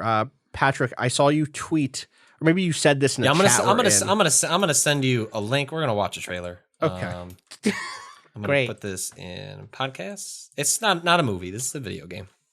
Okay. Let's just watch this 1 minute You know, pull trailer this together. up? I feel like this trailer will put you in a better do more than what I could do to describe it. I will describe it because it's obviously an audio medium. This but is, just for everyone here. Trailer over The on gameplay trailer for a game called Valfaris. Valfaris, Valfaris on the PlayStation channel. 1 minute, 14 seconds. Pulling it over, Kato. Okay, ready? Ready? No, Okay. not 3. yet. No, Not we're not yet. ready. No, We're no. apparently Alright. not ready. Okay. I gotta unmute it first. All right, now we're unmuted. Okay. All right. 3, 2, 1. Rating pending. Music playing. Yeah. That is like a dark space marine lord. That's just the Emperor. Yeah, That's just the Emperor. that's okay. Okay. We got some double bass. We got Yeah. some flamethrowers and spread guns and lots of blood on the ground. Yeah. Oh, an exterminator He mech. called an exterminator mech. Yeah. The bastard, Hellwraith. Jank Gargoyle. This is the most metal thing I've seen this year. Yeah, Jesus. Whoa. It does feel like an Iron Maiden album come to life. Yeah. Yeah. Uh-huh. Like the shortest comparison I would Yeah. make aesthetically. An Iron Maiden cover turned into a Contra. A Contra by way of a Metroidvania almost? Yeah, I could see that. I get, No? No. Okay. not here, but there were areas that it looked like Wow, there was that's a like good- verticality in a way that I like associate with Metroid games. But going up. Yeah, sure. Yeah, Valfaris? Valfaris is a game. Okay. Valfaris is a game that I was not on my radar at all. I get a lot of emails. We all get a lot of emails where it's like, especially a lot of indie games that are like really vying for your attention, and you feel bad. Like there are lots of games that I would like to spend more time with, put a chance on, and it's just like, sorry, I got to do X, Y, and Z, and there's only so many things I can cover. And I watched this trailer and I was like, is this, there are a lot of games that have cool aesthetics, and we live in sort of like now pixels are overrated, like a post-pixel world where like for the longest time, like the kitschy indie aesthetic was pixels, and now we're moving into like 90s, early 3D sort of stuff. And to the point that like sometimes I find myself unfairly dismissing games that have pixel aesthetics. I would describe Valfaris more as like, do you remember the 90s PC game Abuse? Yeah. Yeah, I do. Again, which was we're on some dated references, but yes. Yeah, but was I loved Abuse on the PC. It was this I can't remember I think we were fighting aliens, but like it had a really unique control scheme in which you moved with WASD, but then you had a reticle that like could move around with the mouse, and so like as you moved the mouse like in like a half circle, you were shooting that around the screen. It had this like, I don't know if it used voxels, but it just had like a really cool look to it. And Valfaris like reminds me, like if you were to extend out a an aesthetic to a modern era. Valfaris like strikes me as like very like abuse adjacent or abuse inspired. That style of like early to mid 90s, like you said, like heavy metal cover, in the era of like a dash of like Tool or that style of like gross out MTV style. You know what I mean? Like excessive grotesqueries. You know, it was taking like H.R.R. Geiger, and instead of like sexy, it was just like. It was like we took that in a different direction, took the sex out of it, and just like made it kept gore. the gross parts out of it. Yeah, totally. And so what is it? It is a side-scrolling shooter. It's it's Contra. Game? It's Contra. Okay, it's an Iron Maiden game, but it's like by way of Contra, and it is. I didn't play the game that this team worked on last. I want to pull it up because I know this was. The last game they worked on, because I got some questions about this when I was tweeting this weekend about it, was that it was a game that also had like an incredible aesthetic, but then was immediately no fun to play. To the point where like they like redesigned, it sounds like the entire levels, like almost redid the game free of charge. Like as they were like, we talk about tweeting through it. It sounds like they designed through it, like released a game and they were just like, we're going to, try and make it in a good way in this respect. Usually tweeting through it is you need to throw up the L, and it sounds like with their previous game, they were just trying to find their way through it. Let me, Slain? Slain back from hell. Let me pull that up. Yeah, I see. This is like metal, like medieval metal, fantasy metal instead of sci-fi metal. Yes. Oh, wow. Yes, very similar look. Very cool. And very looks saturated. Like way more like Castlevania. Like, Castlevania if it was a metal album. Sort of thing. So I'd heard that game, looked incredible. People loved the trailers and played it. And I remember playing it and being like, like it didn't. I ended up dropping it quicker than I expected to. I feel like I saw you do a quick look for this game or something. Maybe I might have. That might have been something I did back at Giant Bomb. This game is like it plays really, really well. It is an excellent, really fun action game that has just just the visuals are just overwhelmingly like cool and interesting and varied, and you're jumping to different environments all the time. The gunplay feels really good. Like it feels really, really good to shoot shit in this game. I actually the trailer focuses on like some verticality and all these weapons you're picking up, which I think gives the misleading impression that it has any sort of Metroid inspiration. It is not. Like there are secrets, but you are going largely left to right, and it's more identifying, is there like something I could blow up that would let me like find what this game upgrade pool is, which is called blood metals. And you use those to infuse weapons to get upgrades. But it is not something where you are ever going back. Actually, to a frustrating degree, like there are times where I would like to go back through a level and like try and poke around for more secrets. There is often the case that I get ushered to a new area and I'm like, no. Like I wasn't ready to like have the screen shift, and you can't go back. And it seems like the game understands that, and it's not like it's going to kill you for not finding all those secrets and all the power-ups. It is meant for multiple playthroughs, but like I do wish I could go back to areas. I was kind of doing the thing, and like we talked about, like kind of like a Sayonara Wild Hearts, where it's like I'm not to the next checkpoint yet, because this game has discrete checkpoints, and the way the checkpoints work are that you find these resurrection crystals, and so you find these green glowing objects, and you can spend them at the checkpoint to get a discrete checkpoint.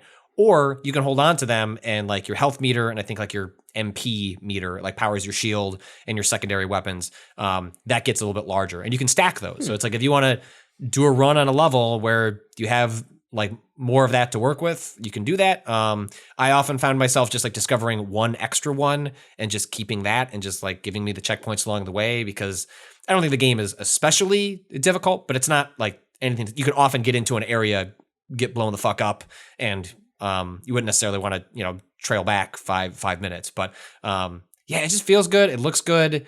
I have really enjoyed my time with it. You are finding like new weird weapons like every couple of minutes. It's just a real genuine surprise. Like a game that I didn't expect anything from. Like I have like, I don't know, like 25, 30 games on my Switch that's just like indie code that was sent to me. It's like play for 30 seconds, didn't make an impression. Doesn't mean it's a bad game. It's just sort of like as I prioritize what I cover and being one person, it's just like, that's all I got.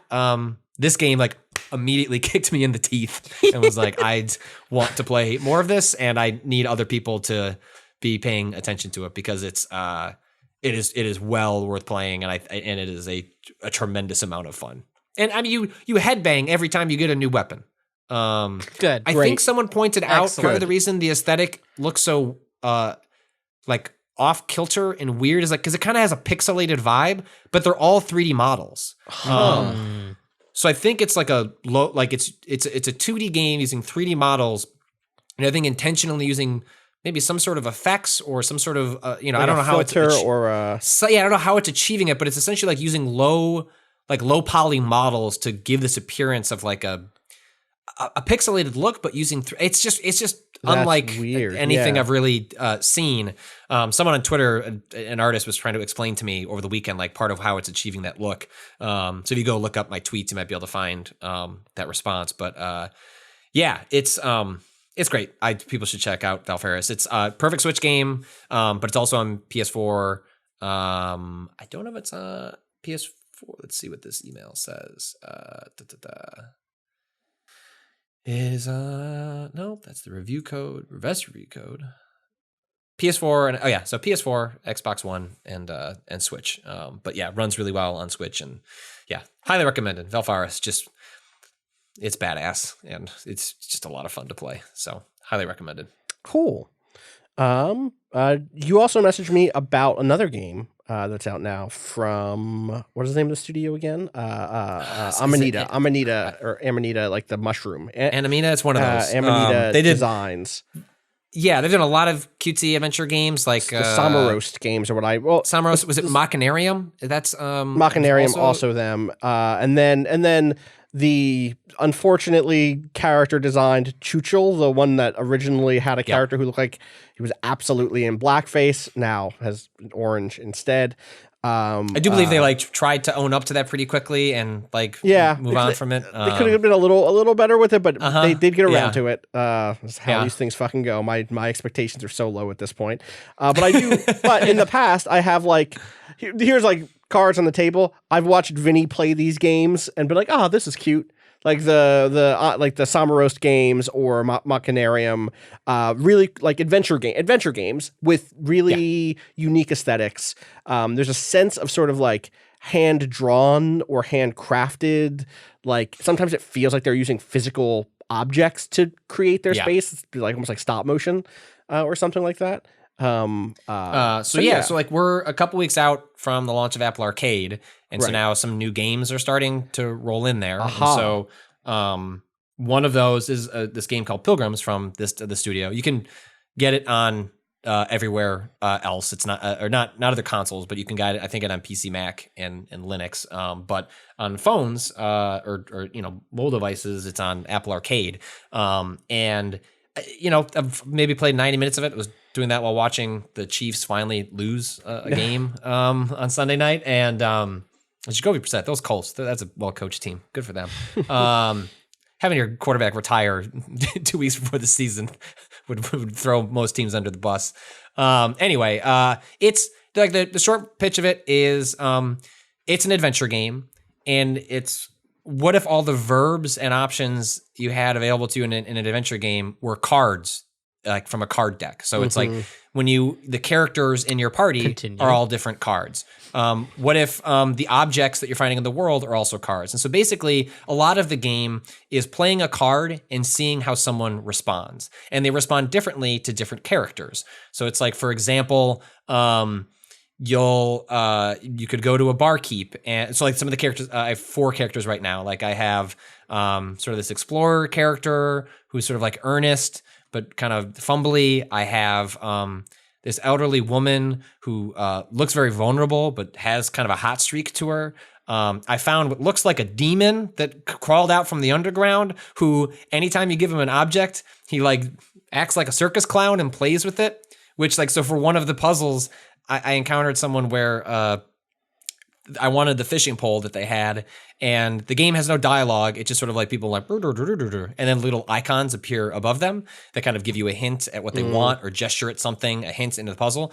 And this guy said, I'm sad. I want to be happy. And it showed it through like a dial. It was like sad face, happy face. And you saw the dial move from sad to happy. And I was like, I don't know. Like I looked at the objects. I have a nut. I have a water pail. I don't have anything that seems like I'm going to help this dude.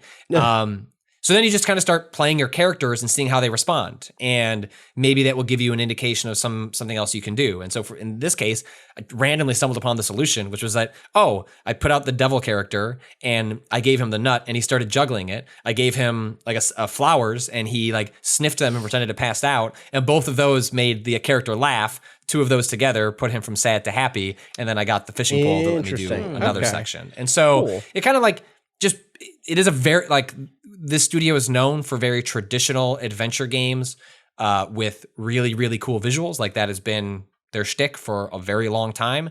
And this is in some ways no different, but the interaction layer is abstracted in a different way that feels like really unique and fun and playful. Like it's just in addition to discrete solutions to get you to where you're going, the game also rewards you for just being clever and like playing around with your deck of cards. So it's like you have an achievement screen that, like for example, there's this like fish creature that's in the water, and you can just start throwing things in the water. Yeah. And in like a normal adventure game, it would just be like, Like in this game, like if you throw a mushroom in it, like it drugs up the fish and he's like having a good time, and you go, it's like, ding, and you get a card that flips over in the achievement that's like, hey, you did something cool, like you were being creative. You're no closer to what you need to do, but it's not like it tries to address like one of the tensions in adventure games is that absent the like specific designer intended solution, it's always a failure state, and that can get really frustrating, and especially as we've talked about games that lack hint systems or how they address players trying to navigate themselves through like what does this game want me to do? What does this designer want me to do? Pilgrims attempts to try to address that by saying, well, actually, just because you didn't do what we needed you to do, you still did something cool, and we acknowledge it by like a little cute little animation, and we're going to give you a card to like show you that like this is the type of game where you should not always be thinking, what do I need to do, but what would I want to do? And like that's a like different headspace to put the player in when they encounter a new puzzle or they encounter a new character. So I've played 90 minutes. It's delightful in the ways that studio always kind of makes delightful adventures, and the act of like sliding cards, taking them out it's been a lot of fun. It is like the perfect like have something on the other screen, like screwing around with this on my phone sort of thing. So yeah, it's also one Pilgrims of on Apple Arcade. 4 new Apple Arcade games this week. I didn't try the others. There's a space game which I have Red not tried. Out, which is like it looks like a space shooter, like a kind of arcadey, like 3D space shooter. Something from the Neko Atsume. Word? Team. Yeah.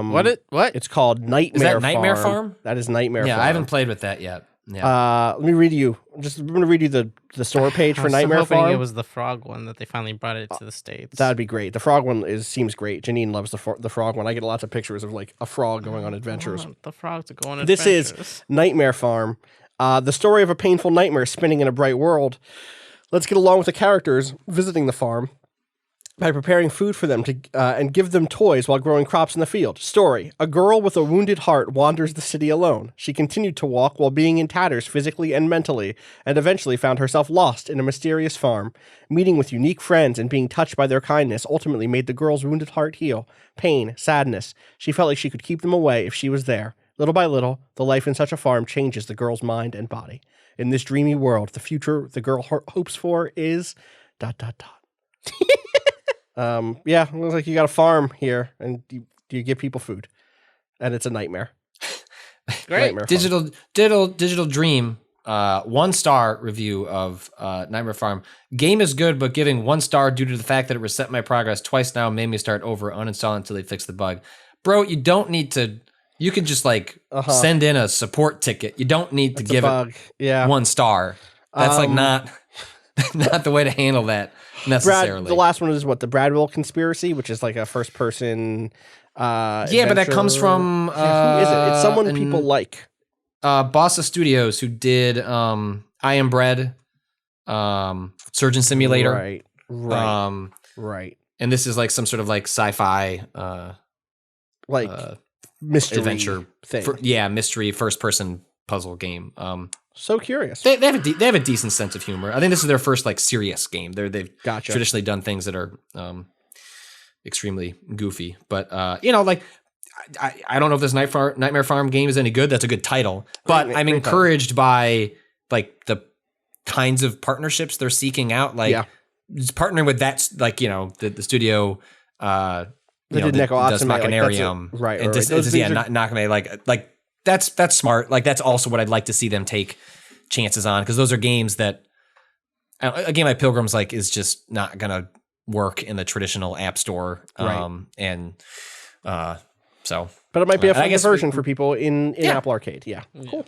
Yeah, cool. Shout outs to the story I published last week. There was a most of the lineup for Apple Arcade was like really noteworthy indie developers that got like their a lot of their attention from being like early sort of app store darlings, folks like Zach Gage and Adam Saltzman, big publishers like Square Enix and Capcom. And then I saw just like in a tweet from somebody, it was like just a straight tweet. There's like, oh, I noticed this game was made by a 14-year-old. I was like, what is an Apple Arcade launch title being made by a 14-year-old? So Spruce Campbell, which I need to tell the publisher, made it very difficult to track this kid down because they listed him as Bruce Campbell, the actor, on their website. And Spruce Campbell already gets Google to be like, we know what you meant. You meant Bruce Campbell. And so do you want to click over there? I was like, no.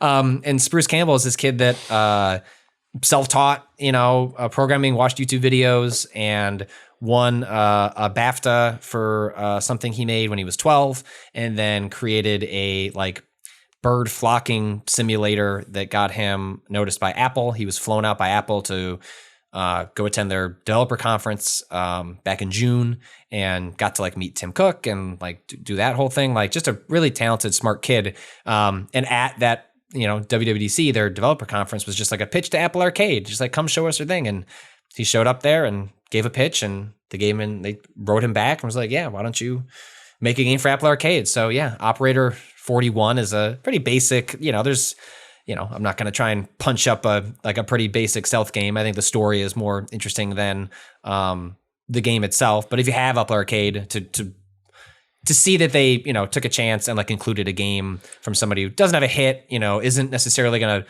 sell any Apple Arcade subscriptions. But I think in the same way that I'm encouraged by a game like Pilgrims, I'm also encouraged that what is clearly going to be a gated, like hand-picked community of titles in which they could put up some really tall gates for the kind of things that would appear in there. I thought it was cool that they like a game that would be buried in the App Store, or even if it launched Apple Arcade a year from now, was like, hey, we're actually going to take a risk on this kid and include him as part of like one of Apple's huge pushes for 2019. I just thought that was a neat story. Yeah, you should check that out. It's up on the site right now. You did a good write-up of that. You get some other good stuff coming this week, from what I can tell. Now that I'm like outside looking in, it's very interesting to be like, I wonder how Waypoint is going to delight me this week. What sort of content? Let's talk about data caps. That's the story that went up this morning. Did that go up this morning? 1 terabyte. It went up this morning. Jeez. Yeah, I didn't know I had a data cap until I hit it last month. Until Destiny 2. Yeah, well, it's not coincidentally my data cap coincides with installing 2 security cameras in my house that are on all the time. That like the sliders on them are high quality, will attempt to use only 330 gigs a month. Medium quality, only attempt to use 120 gigs a month, and then low quality, which is like 60 gigs a month. But it's like I bought these security cameras so I could see the things. That why is it? Why can't they should do a thing where it's like if it senses movement, it goes into high quality. You know what I mean? Maybe it doesn't have the algorithm for that, but I think but when you switch it, it needs to like turn off and like reset. So I just don't think it has the speed to do that. And between that and then starting streaming, where I don't stream a ton, I stream 3 hours a week, but an upstream is a couple of gigs. And then if you don't record locally, you're downloading it, you're uploading. So it's like it just all adds up. But I don't think, as I wrote in the piece, like streaming 3 times a week, downloading more games than the average person, but if you played a lot of video games, you're probably downloading almost as much as I am. Destiny 2 streaming, Netflix stuff. Like 90, there's a lot. Yeah. I don't even do 4K. I do 1080p. And yeah, Destiny 2 is 90 gigs, which is nearly a tenth of my data cap for the month. And the way it works with Comcast is it's not like you sign up for Comcast and it's just data caps are part of it. It's regional. It's based on like who they can fuck. Like if there is no competition, like it says like look up your area code to see if you have a data cap. Why? Why should that even be? Yeah. Why should why is that even an option? That's them flagrantly saying actually like here's the areas where we know we have a regional monopoly and we can totally screw you over. Yeah. It basically should just be like instead of putting your zip code, it should be like, are you in a suburb? Yes. Cool. You have a data cap. And the way it works with Comcast, at least like the setup I have is you have a terabyte a month. For 2 months, you can go over. And they'll just waive it, and you can just use as much as you want for the end of the month. And then after that, it's two options. It's either $10 for every 50 gigs that you go over, which is not a lot. No.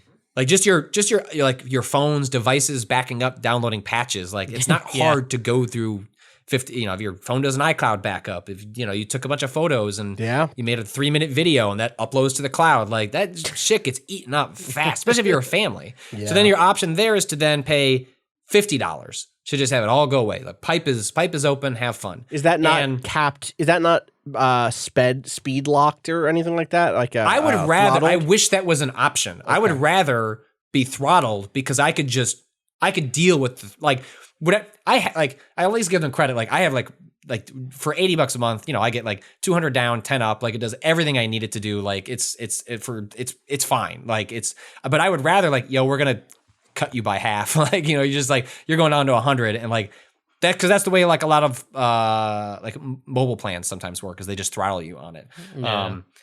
So in what's really insidious about it is I was reading the fine print is let's say you think you can survive, you don't want to pay the 50. And you could also, it's not 50 forever.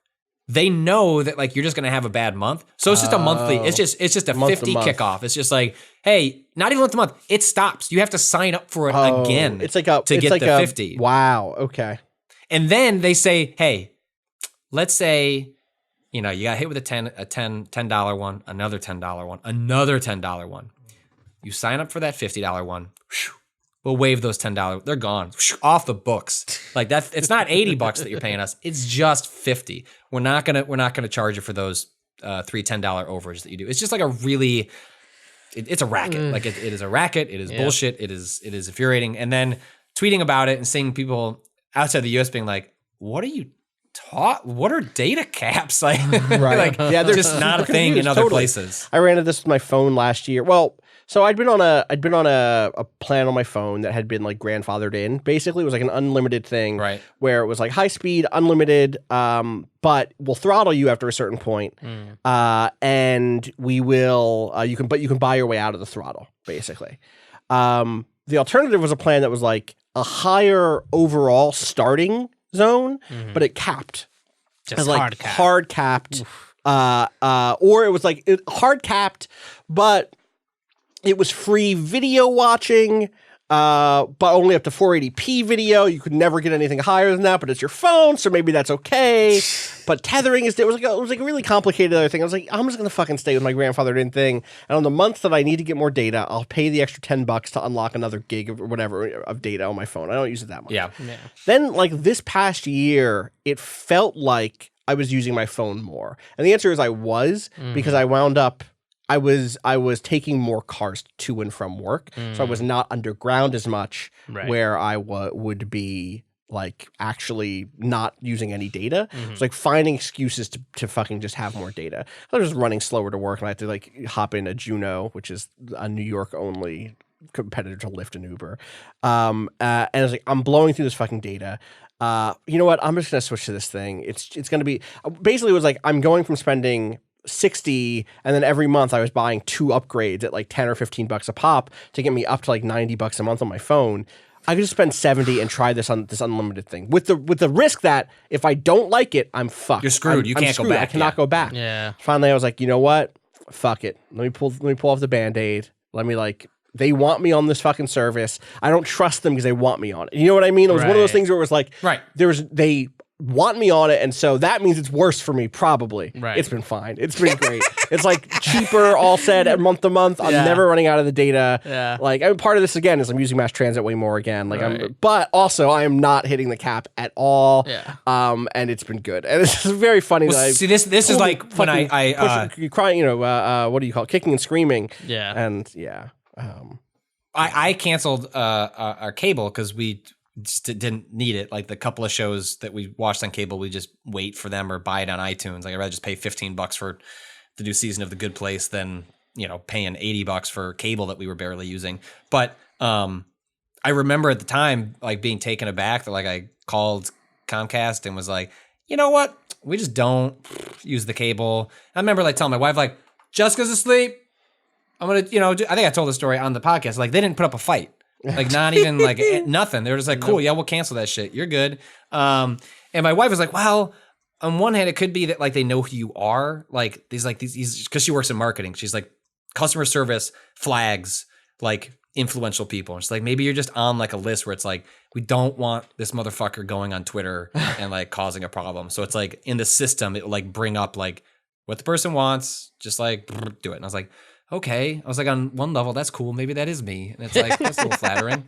I now suspect that is not the case. And they just knew like, yeah, I was saving $80 a month for like 6 months, but now I'm going to have a bunch of those months where I'm going to have to pay the 50 because it's like, I'm not going to put my daughter's like sleeping camera to low where I can't tell what she's doing. Not because I'm afraid, like I can tell the dangerous stuff, but it's like, I want to watch my daughter go to sleep. And so it's like, I'm going to put the quality to high because like, God damn it. That's what I want. And it's like, it's just infuriating. And it's like, Wait, that uses internet in your house? Or no? Sorry. Yeah. What? Yeah. Yeah, it's not going just I mean, what do you think those cameras are running through? It sends the signal to the cloud pulls it back down to your phone. Where do you think how does that video going? It's not CCTV. That's what I was saying though. Like thinking, like, can't you just run that network locally? You should be able to do that. Probably not with the setup. Yeah. No, because they want that data. Right. They're sending that. They're sending fucking video of Patrick's daughter to some sort of like algorithm to like composite what children look like, so they can sell that to Hollywood. So in the future, you don't have to hire child actors. You could just do composite children. Right. I'm just asking questions. You know what? You know what? If you read the terms of service, that's listed in, and you can opt out. Yeah. But, you gotta call them up and say, I don't want my daughter to be a digital actor in Hollywood movies. Anyway, the future is here. Bad. The future is here. Fucking people are projecting different faces on their faces as they protest in Hong Kong right now. That technology is wild. I saw that. It's wild. Anyway, we can't get into discussion about Hong Kong protests. It is such a complex. You see the NBA shit though? What was it? You haven't seen the whole thing with the Rockets? No, I didn't see. Okay, it's not true. I saw a Twitter thing, but I was busy on other Twitter shit. Twitter, God, I need to log off. I need as Stephen A. Smith would say, I need to stay off the feed. Okay, we won't get into this. The short version is the GM for the Houston Rockets. Yeah, wrote a tweet in solidarity with the protests happening in Hong Kong, which was like, fight for freedom, support for the Hong Kong protests, or something fairly innocuous. Sure, all told, which just sent the NBA has a really big, profitable partnership with China, a couple different, especially like the preseason, like teams go and play internationally, and China is a big part of that. And just immediately, like, they almost fired the GM. They made him put out this milquetoast apologies. It was like, we're not a political organization. And it was just like, it's been funny because the NBA, which quote unquote prides themselves on like letting their players and like their organization like they're like the woke league relative to like a lot of other, especially in sort of like North American or United States based sports organizations. And just immediately they were like, you saw like, oh, well, it's woke until like it hurts someone's bottom line. And then hey, maybe shut the fuck up. So we have a lot of Tencent. deals with China. I didn't realize Tencent was doing streaming for the NBA in China, but they said they would suspend live streaming for Houston Rockets games. I just want to briefly. Well, so yeah, immediately China like cut off like a bunch of deals. Like it was like immediately. And anyway, it's fascinating. Yeah. The real quick, because I know people are going to write in and be like, well, why won't Austin speak out on the Hong Kong thing? Is because I know when I need to stay in my lane and when I don't know enough. Frankly, I think the Hong Kong protests are so complex, and anyone who tries to reduce them very quickly is doing you a disservice.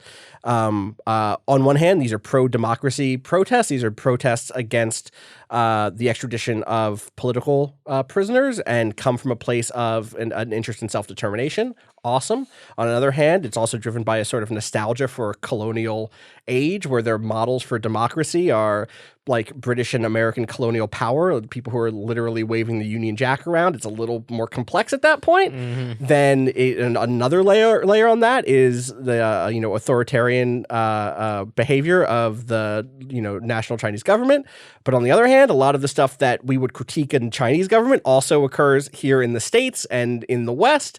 And a lot of the voices who are happy to cheer for Hong Kong protesters are in their next voice shouting down protests in the States that do very similar or even less things. The amount of hypocrisy of is shitbag Republicans that came out over the NBA stuff immediately like, you know what, the NBA, you're cowards. And it's like, oh, okay. Where have you fuck been? off. Yeah, exactly. Yeah. So there's like one of those things where it's like this is such a complex issue that what I will say is like if you have resources that you love that break this stuff down. I've done some reading, obviously, and that if you have resources to point me to, I would love to read them. Feel free to tweet them at me because I will continue to read on it. But I do think it's actually a deeply complex issue because depending on what you want to prioritize, and you'll end up kind of coming at it from a different perspective.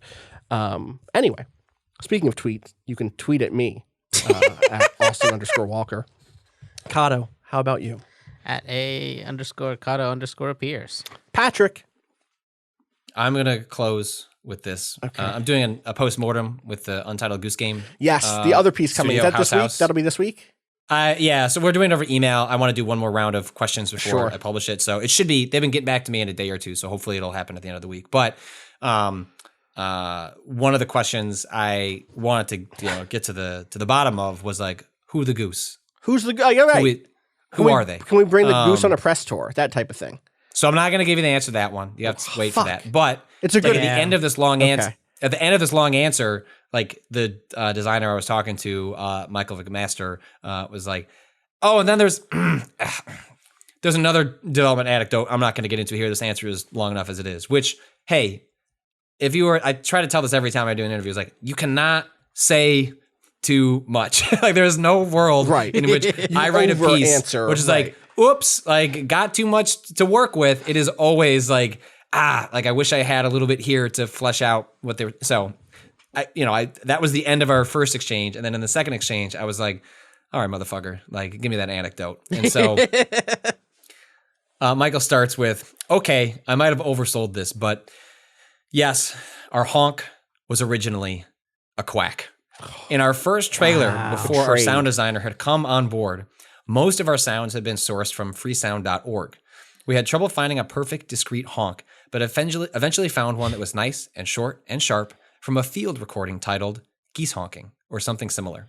We clipped it out and put it in the trailer. After the trailer blew up in late 2017, we got a bunch of emails telling us that actually that was definitively a duck's quack. We went back and looked up the field recording and read the expanded description, which was something like, quote, several geese honking recorded in a churchyard in Ireland. There might be one or two duck quacks in there, not sure. End quote. Damn. It turns out honks are kind of slow and warbly, so it took a long time to find a replacement that had the same qualities as that quack, loud and abrupt and rude. With our sound designer's very patient expertise, we eventually settled on our authentic, canonical honk. A lot of great pairings of words in there. The canonical honk, great. Canonical honk. Definitive quack, also very good. Fantastic. Love it. Love it. I love the idea of, I mean, I've been on freesound.org looking for sounds for things before, but it's one of those things you don't think about as like game dev. So good. Very, very good. Well, thank you for doing this deep investigation, Patrick. I'm excited to read this whole piece. There's a lot of, if the quality of answers on that one is reflective of the quality of answers on, even less humorous things like how did you design the puzzles and things like that. So it's a very illuminating interview. So that makes sense. I have not sent them your final question, which will be the last question that I sent them. I'm not going to spoil that here. You'll have to wait. I had some questions about the Goose's persuasion. If you have questions for us, you can say, briefly, someone did write in and gave me an answer to a question I put. I have two answers here in the email. Great. The first one was, I remembered a Patton Oswalt story that I could not place. That was from the book, his book, Zombie Spaceship Wasteland, which he did as an audiobook, which is why I remember hearing it in my head, because I was listening to it while I lived up in Canada and like walking to and from campus. I listened to it. So it was like, it's like a podcast or like an audio, like a comedy album. But no, it was Zombie Spaceship Wasteland, where he goes on like a tour of, I want to say Vancouver comedy clubs, and I remember it being good. I have not listened to it in 6 years, 7 years, so I have no idea if it's still good. Maybe 10 years, who could say? It's Canada, so maximum 9 years ago. The second thing, someone wrote in, one person only wrote in and answered our very important request. I don't know if you remember this request, but I said, hey, do you have a favorite Funko Pop? And someone did write in. They said, this is from Val. The previous email, by the way, was from Joe. Shout out to Joe. Val wrote in and said, Val from Chicago, I'll note. Love the podcast. On a recent episode, y'all discussed Funko Pops and asked what Funko Pops us, the beloved audience, held as their favorites. I'm here to tell you mine. It's the dead Laura Palmer wrapped in plastic wrap one that I swear to fucking God they actually made. Here's an Amazon link so you can adorn your home or workplace with a murdered woman wrapped in plastic, but cute. Wow. Thanks for reading, and remember, God is dead and we killed him. Thank you, Val. I'm going to link this to y'all. Why did they do this, though? What? Oh, my God. Yeah. Oh, no. Yeah.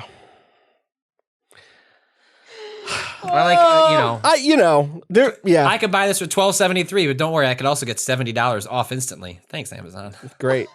I was walking around Comic-Con this weekend. I should note real quick, we announced on Friday that former games journalist and critic Evan Narcisse and I are co-writing a graphic novel about the WWE stars The New Day, which is going to be very fun and exciting. You can check Twitter, my Twitter or the Boom Studios Twitter for more on that, or Evan's Twitter. For a company that my wife used to work for. It's so fucking funny how this works. My wife, when we lived in LA, we didn't have a car, so she needed to find something that was near the G4 offices because we lived in Los Angeles. Yeah. And she had done some managerial things and became the office manager at Boom. And then so funny. It was even smaller than it was back then, because this is 10 years ago now. And she quickly became the person organizing their Comic-Con events, and it's how she fell into marketing and event organization. That's so funny. Yeah, cool. So that'll be fun. That'll be one of the projects I'm working on going forward with some of my, I guess not free time because it's work still, but the time opening up by me not doing editorial stuff here. Look forward to that and some other stuff in the near future also. But I was walking around Comic-Con, and whoever distributes Funko Pops had a booth, and they're releasing Pop, right? Isn't it Reed Pop? Like the people who own Comic-Con? I'm pretty sure. I didn't know that. That's where the pop comes from, I think. I thought it was just like popular. Funko Reed Pop does not make fun. Do they? I would. There's no way. I think they do. No way. They do conventions. They don't. Do they really do Funko Pops? I think they also do Funko Pops. I can't believe that this is true. I think this is someone who's misled you. No. The Funko Toy Company is a different thing. They're not owned by Reed Pop? I don't think so. I did a search for Reed on the Funko wiki page, and the only thing I saw was, after an idea for a new figure is agreed upon, the idea then goes to senior sculptor Nina Lijamora and creative director Sean Wilkinson. I think they're unrelated companies. Damn. The pop is pop culture. Yeah. For now. For now, yeah, until. So, but I walk around, they're putting out a Jesus and Mero bobblehead set, the Funko Pop company is. And I thought for real we were going to get a Jesus and Mero Funko set. Yeah. And I was like, I just might. Yeah, no. Because it's very funny. Patrick, you put something in chat before we wrap up. I haven't watched it.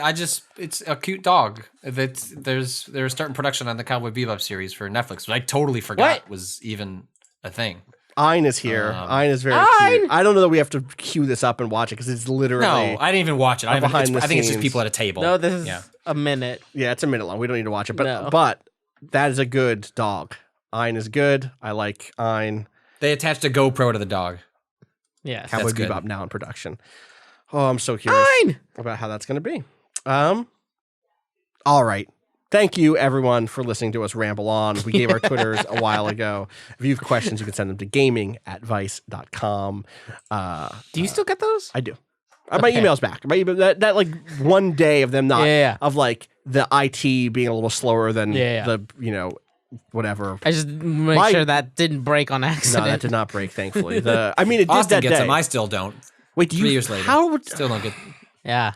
This comes up You're every the once only in a one. while. You're the only one on and someone goes, "Yeah, we should fix that." How am I the only one? Oh no, I think Rob is too. Rob has to get them. Rob Danica used to get them. I don't know. Yeah, Rob gets them. I get the Waypoint at vice.com. I'll figure out who that is. Email. Or y'all figure out who this is. Talk to Jason. Yeah, that's not your people job. to add you to that. Which means thing. I'll just ignore it again. You say so I that. don't get those emails. I somehow got meetings today. I don't ask. It's weird. Okay. That's gonna do it from us. We'll be back later this week with some more stuff. No promises on what that looks like. Was Rob out all week?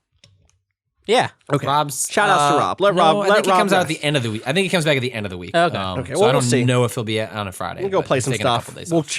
We'll wrap back around in a few days. Rob, cooking. the one person who seemed to actually like Breakpoint, Zach. I know. Yeah. The reviews were like just Brutal. He was It is so funny. Yeah, people did not like that game. It is so funny. Which is the most Waypoint shit in the world. That we were the most positive on this Ubisoft open world. Yeah, I think military the games game. that if you were just to like put the bullet points down, Yeah. Waypoint, gonna kick this game in the teeth. Yep. Right. And it's like, Rob's like, well, actually. It's good though. But like, of course, because it's the game that is like, oh, this is a game about being disempowered. This is a game that's like trying some So I have friends who do Let's Plays on the internet called the Run Button. I guess disclosure. One of them is at Friends at the Table, which means is a co-owner of a business with me. Keith Carberry, Kyle Churchill, the other of the two cousins who runs Run Button, a Let's Play channel on YouTube. They are playing through a bunch of Gundam games right now, and at the top of their most recent video, they played the Dreamcast Gundam game, Mobile Suit Gundam 0079 Side Story. Has I forget what it's called. I forget there's like a subtitle for it. I forget the name of. Side story, wasn't it? No, it's like Gundam Side Story, Rise from the Ashes. Oh damn. They had asked me for a recommended Gundam game to play, and I was like, I remember I really liked that as a kid. It like there's things I liked about it. It was probably my favorite when I played all these games back in the day. And in the beginning of that video, Kyle fucking just calls me out. He's like, Austin said this was his favorite game, so I think that means that it's going to be like really ambitious, but really janky, and we're not going to like it, but we're going to say it had some neat ideas. I was like, yeah, fuck it, I'm seen. Yeah, absolutely. That's the shit I like. That's it. I know what it is, and that's okay. So, I'm going to play a bunch of games that are overambitious and have good ideas, but maybe the execution is bad this week, and we'll check back in later this week with some updates on those. Until then, peace.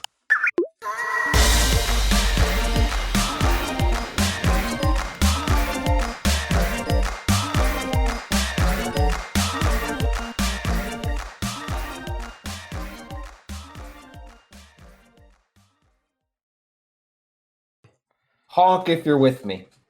Honk. All right. Honk honk. Oh my God. Or I guess Praised quack by- if you're with me. That's such a funny story. How's that? All their answers are really good. Good. They wanted to do it over email. They basically were like, we could do it over Skype, but we're kind of overwhelmed right now, and it'd just be nicer if I could just do this at night when like things calm down. It's like, that's cool, that's fine. Yeah. Like that's easier for me, and I don't have to transcribe it. And also, yeah, I get it. I get it. Their answers have been exceptionally. That's very good. I thought he left. It did sound like that, right? Yeah. Trying to get this cord in.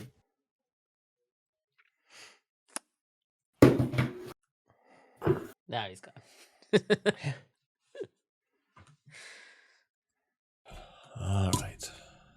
All right. Time dot is.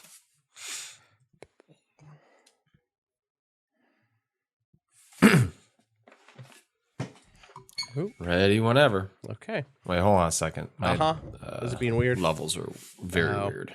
Hate to see that. Glad you caught it. Yeah.